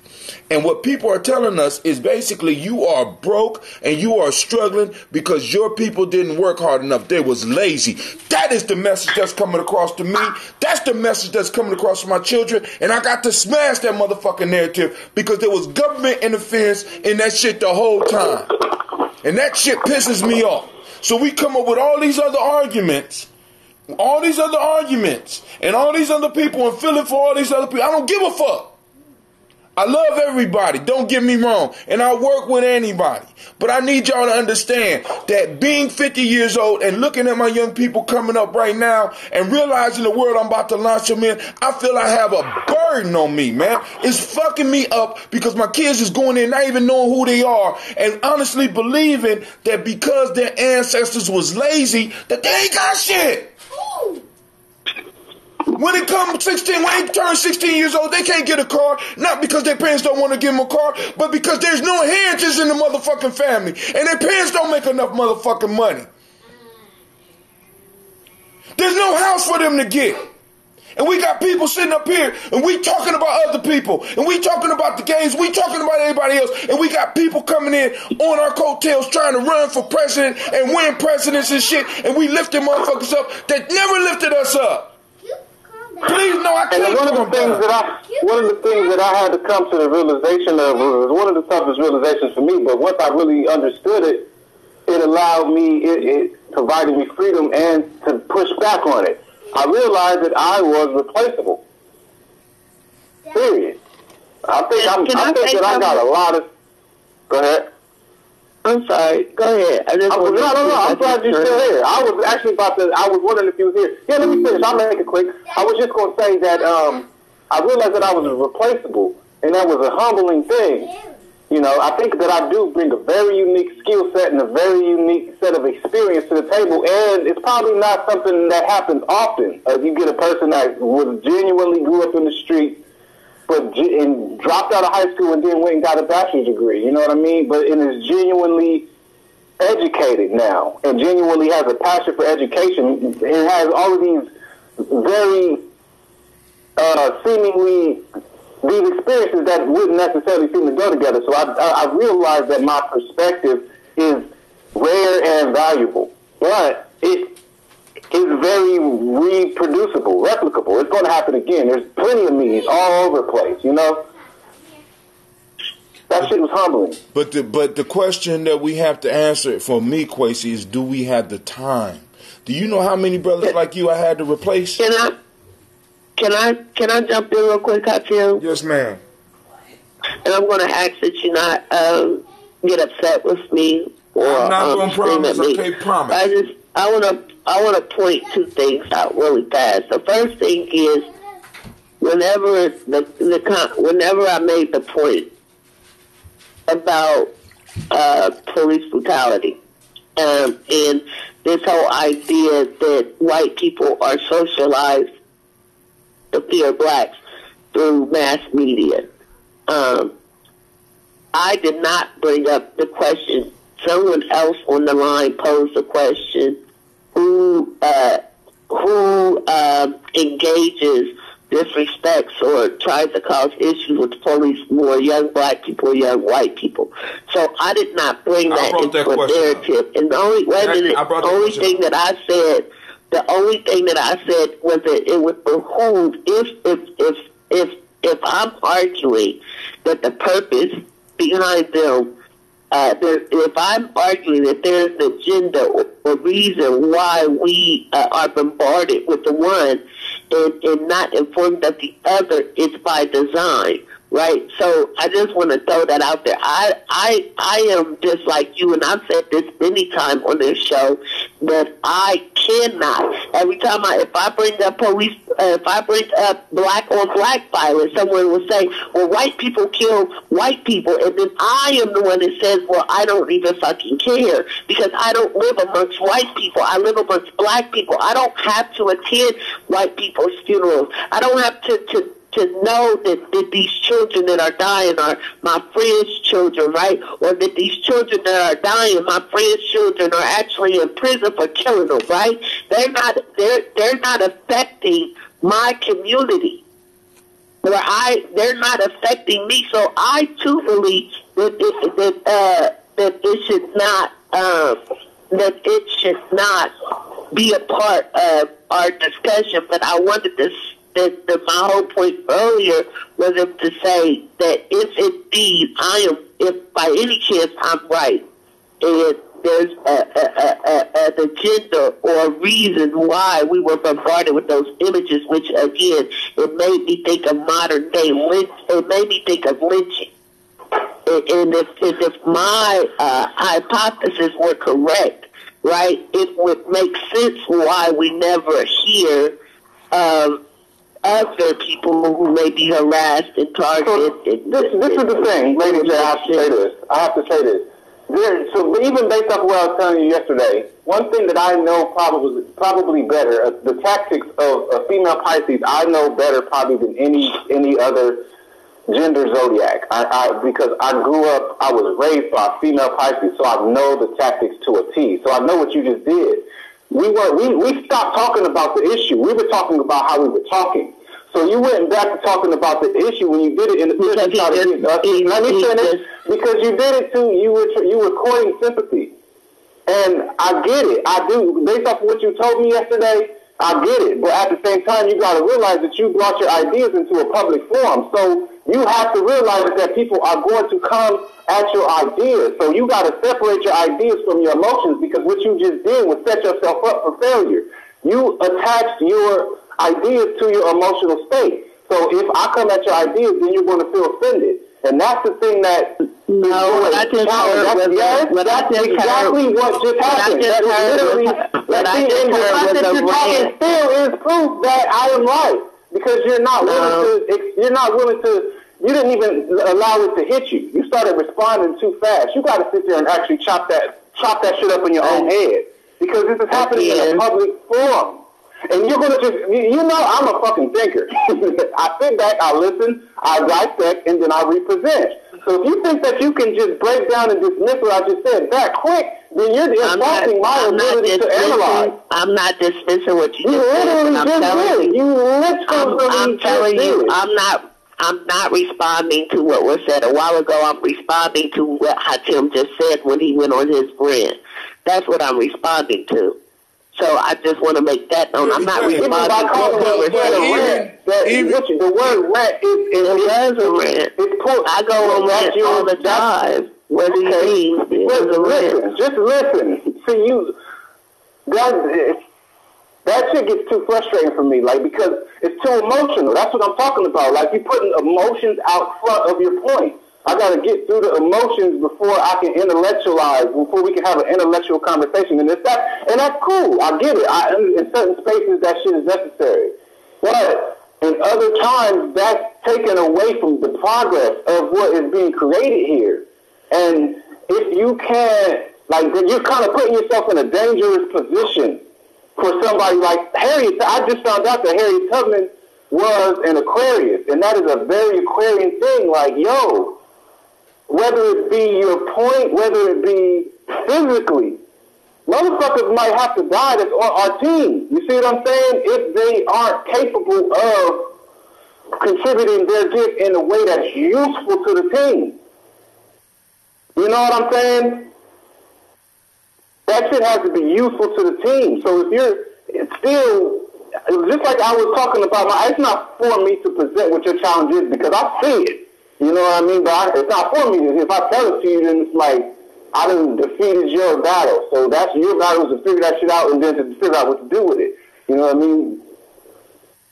But at the same time, for it to be coming up in our building sessions, I think it will behoove you to even go back and listen to this conversation on your own, critically, because there's a lot of jewels where you are valuable. But there, like I was saying before, there are other people that bring it to the table. But like Tim was saying, we don't have time to be developed with other people because you are the forefront of what you do at this point in time.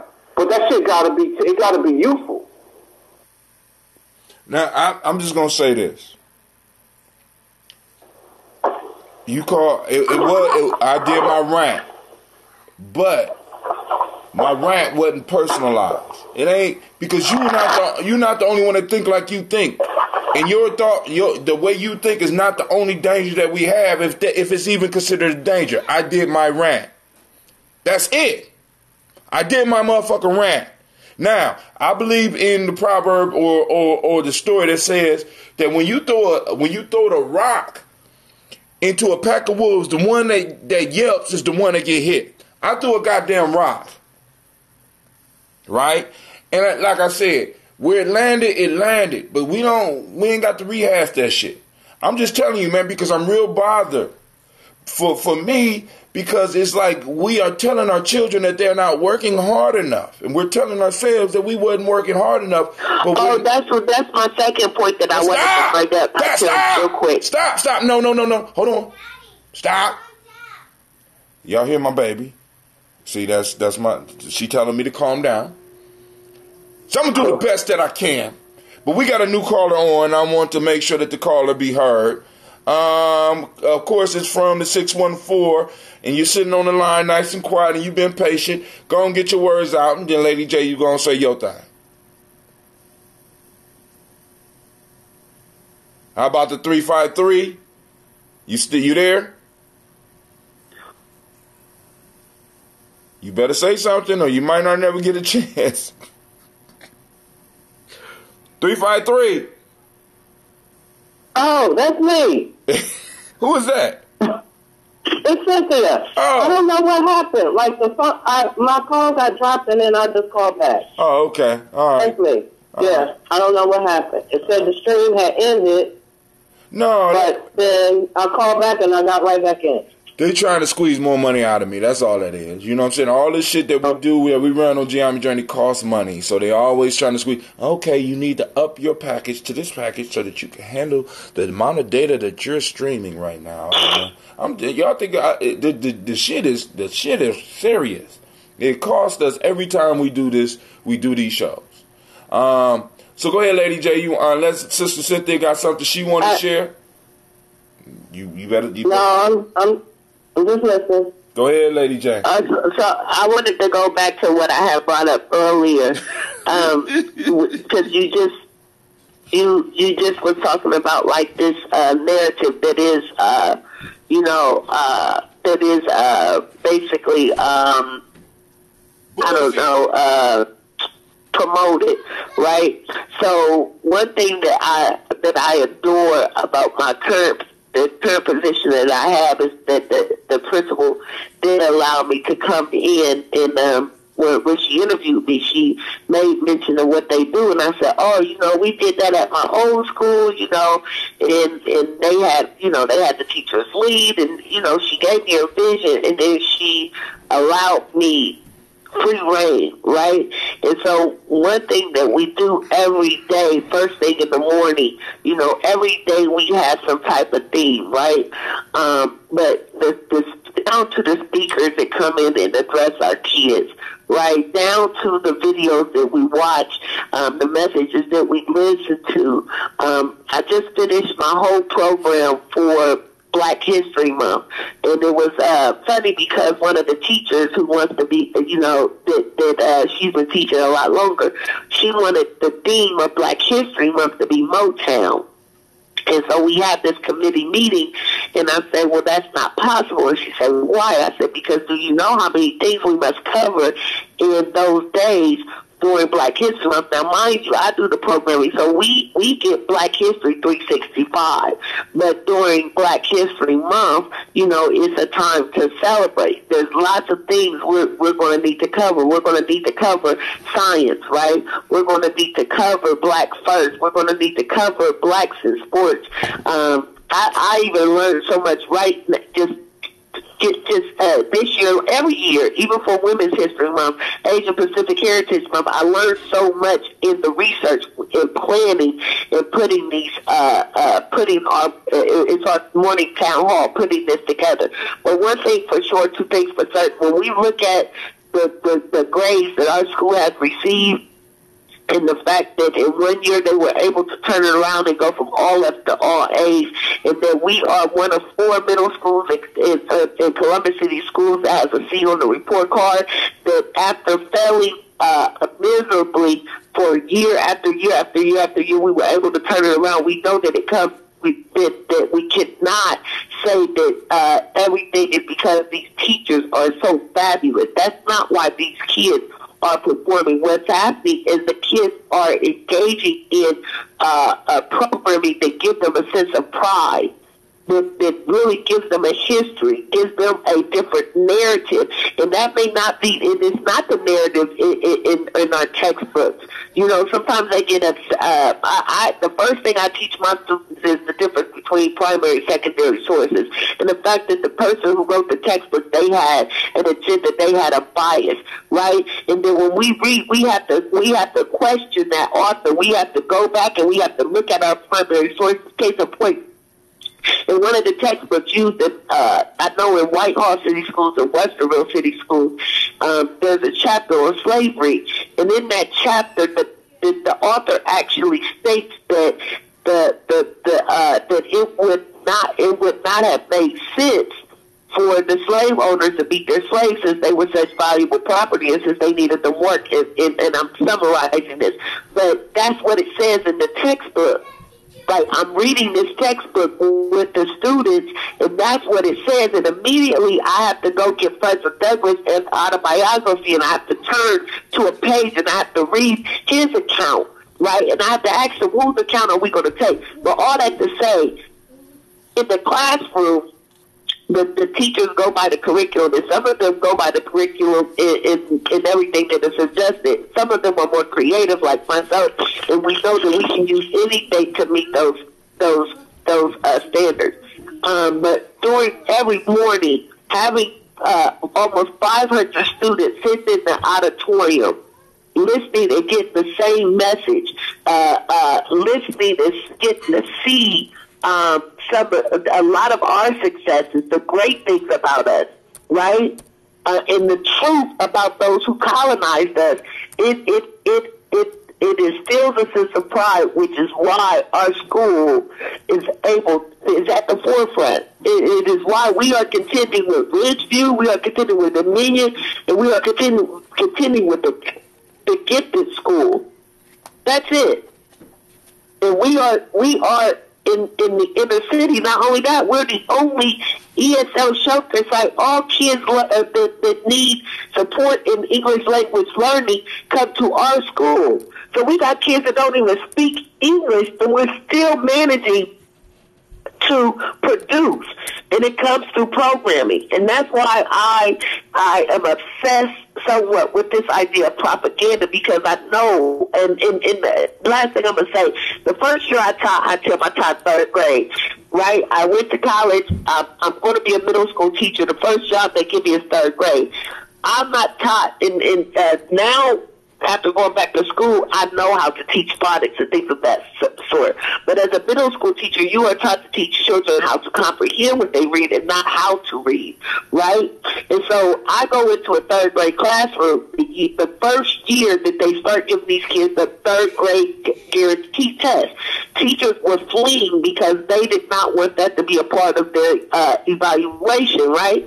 And so I go into this third grade classroom, and out of all the students I taught two different groups, so two different classrooms because they would switch. I taught reading and science. I had one student fail, right? One student, this is the first year they gave the test, and the teachers thought that I had did something amazing, that I was this wonderful reading teacher. And really what I did, I did a whole bunch of psychology. I would tell them, you already passed this test. You know what to do. I gave them the strategies to unleash, right? But it was strategies I taught them. I knew that I was a first-year teacher and I didn't know what the hell I was doing. But one thing I knew how to do is I could motivate.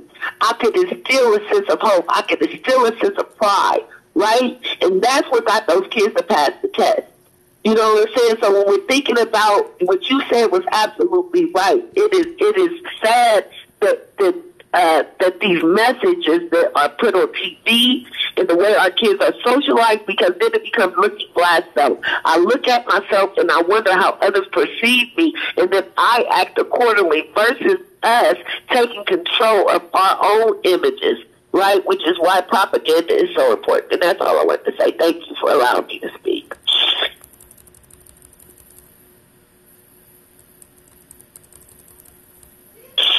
Anybody want to follow that up? All right, family, we've been on here almost 3 hours. Actually, we've been here 3 hours. And at this point in time, I just need to go indulge a habit and calm the fuck down. My daughter coming out, she's like, Daddy, calm down. Daddy, calm down. And it's like, yo, I might need to stop the conversation part and just go and do a motherfucking, I don't know. But anybody else got anything they want to cover? I was just thinking about the Sensei Sasha over there, the young Yoda. That's not. I need to keep it. I need to go back to the drawing board. But she is definitely, she been here before. But the interactions be having me thinking, man, about. So I was talking to Aaron. Remember Aaron? Right. We've been developing our conversation just about the whole electricity piece, man, because he really put on me realizing how, for one, humans been using electricity for thousands of years, you know. Obviously, just because when you think about what electricity is and how humans could probably, one of the initial ways, the earliest ways is probably through water and gravity, using the flow of water and aqueducts and stuff like that. But then at a certain point in time, they come to the realization that chemicals could be used, because ultimately what you need to create electricity is friction, and what you need to create friction is movement. So at a certain point in time, they came to the realization that you can create movement by combining certain chemicals. And I would imagine that they came to that realization by dissecting a human body and probably removing organs after they had passed away. And then taking those acids and fluids that were in certain organs and seeing what they do and how they interact with each other, and then coming to realize the different functions of the body, and then seeing how these chemicals play a part. And they probably came to the basic realization that the human body is just an electrical chemical plant.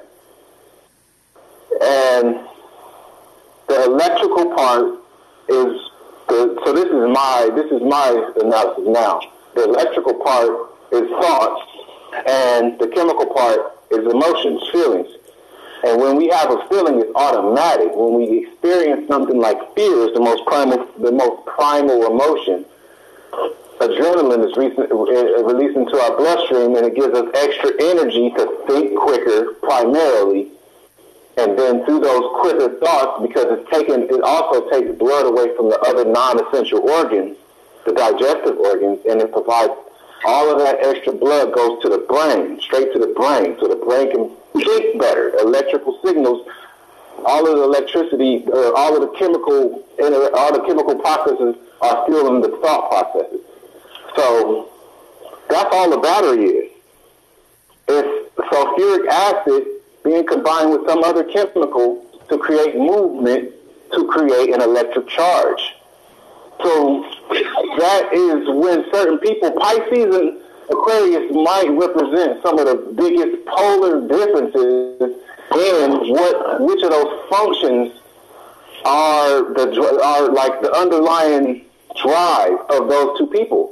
Like, just listening to how Tim and Lady J interact, there's a lot of chemical reactions happen. A lot of, like, something is presented and then something is released into the bloodstream that increases the energy in that way. But the Aquarians on the line weren't as chemically impacted by some of the things that the Pisceans were chemically energized by. So if we could just think along those lines, we could get a better understanding of that than amongst so many other things. That's why I posted on Facebook earlier today. I said, what did I say? Lean not to thine own understanding, but in all thy ways acknowledge him. That's a biblical verse that people, I think, in our culture have come to think means the exact opposite of what it actually means. They're saying that lean not to thy own understanding means don't think, but in all thy ways acknowledge him, and they're taking that to mean just rely on the religious stuff that you've been taught your whole life. But that is leaning to thine meaning human shit. The science is him is science. Science is the reproducible fact of existence, the gravity, the fact that movement creates electricity every single fucking time. If shit doesn't happen once, then it's not a universal law. So a woman coming from a man's rib is fucking stupid. But it's metaphorical. What that shit means, and I might be a little bit all over the place, it means that the man has to figure himself out before he can seek a woman. If a man seeks out a woman while he's still trying to figure his own self out, then he's going to fuck it all up. Maybe not right away. He might fuck up shit generationally.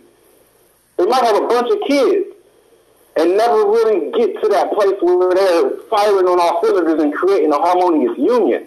You know what I mean? Because everybody knows that the feminine or the emotional or the chemical comes first. We know it through our being. You have a feeling and then you have a thought to respond to the feeling that you had. The universe is a black female, literally. It's darkness, and it is the place where things are birthed out of. It is literally a black female. The first, a chemical process. First it was hydrogen. Hydrogen broke down, then you had helium, and on and on and on. These things, that's how the Big Bang is a fact. Whether it happened with a boom or all of these things, that's why the periodic table is a fact. That's why these things are reproducible. You can see how these things play out in nature. But then we want to deviate and get away from that type of shit. Then we're into our own understanding. I just went all over the place. It's cool. It's cool. Anybody else want to have some closing words? Closing words. This was a good conversation. Thank you, everyone. Thank you. Thank you for joining us. Thank you to all the listeners that, people that's out there listening, tuning in. And thank you for the platform for everybody to share and, hopefully get everyone else to engage in some critical thinking. So. Think, family, think. You don't got to agree with me. Think. I don't give a fuck. Think. But I'm coming. When this time I'm coming, I'm letting y'all know. Lady J, you got some closing words?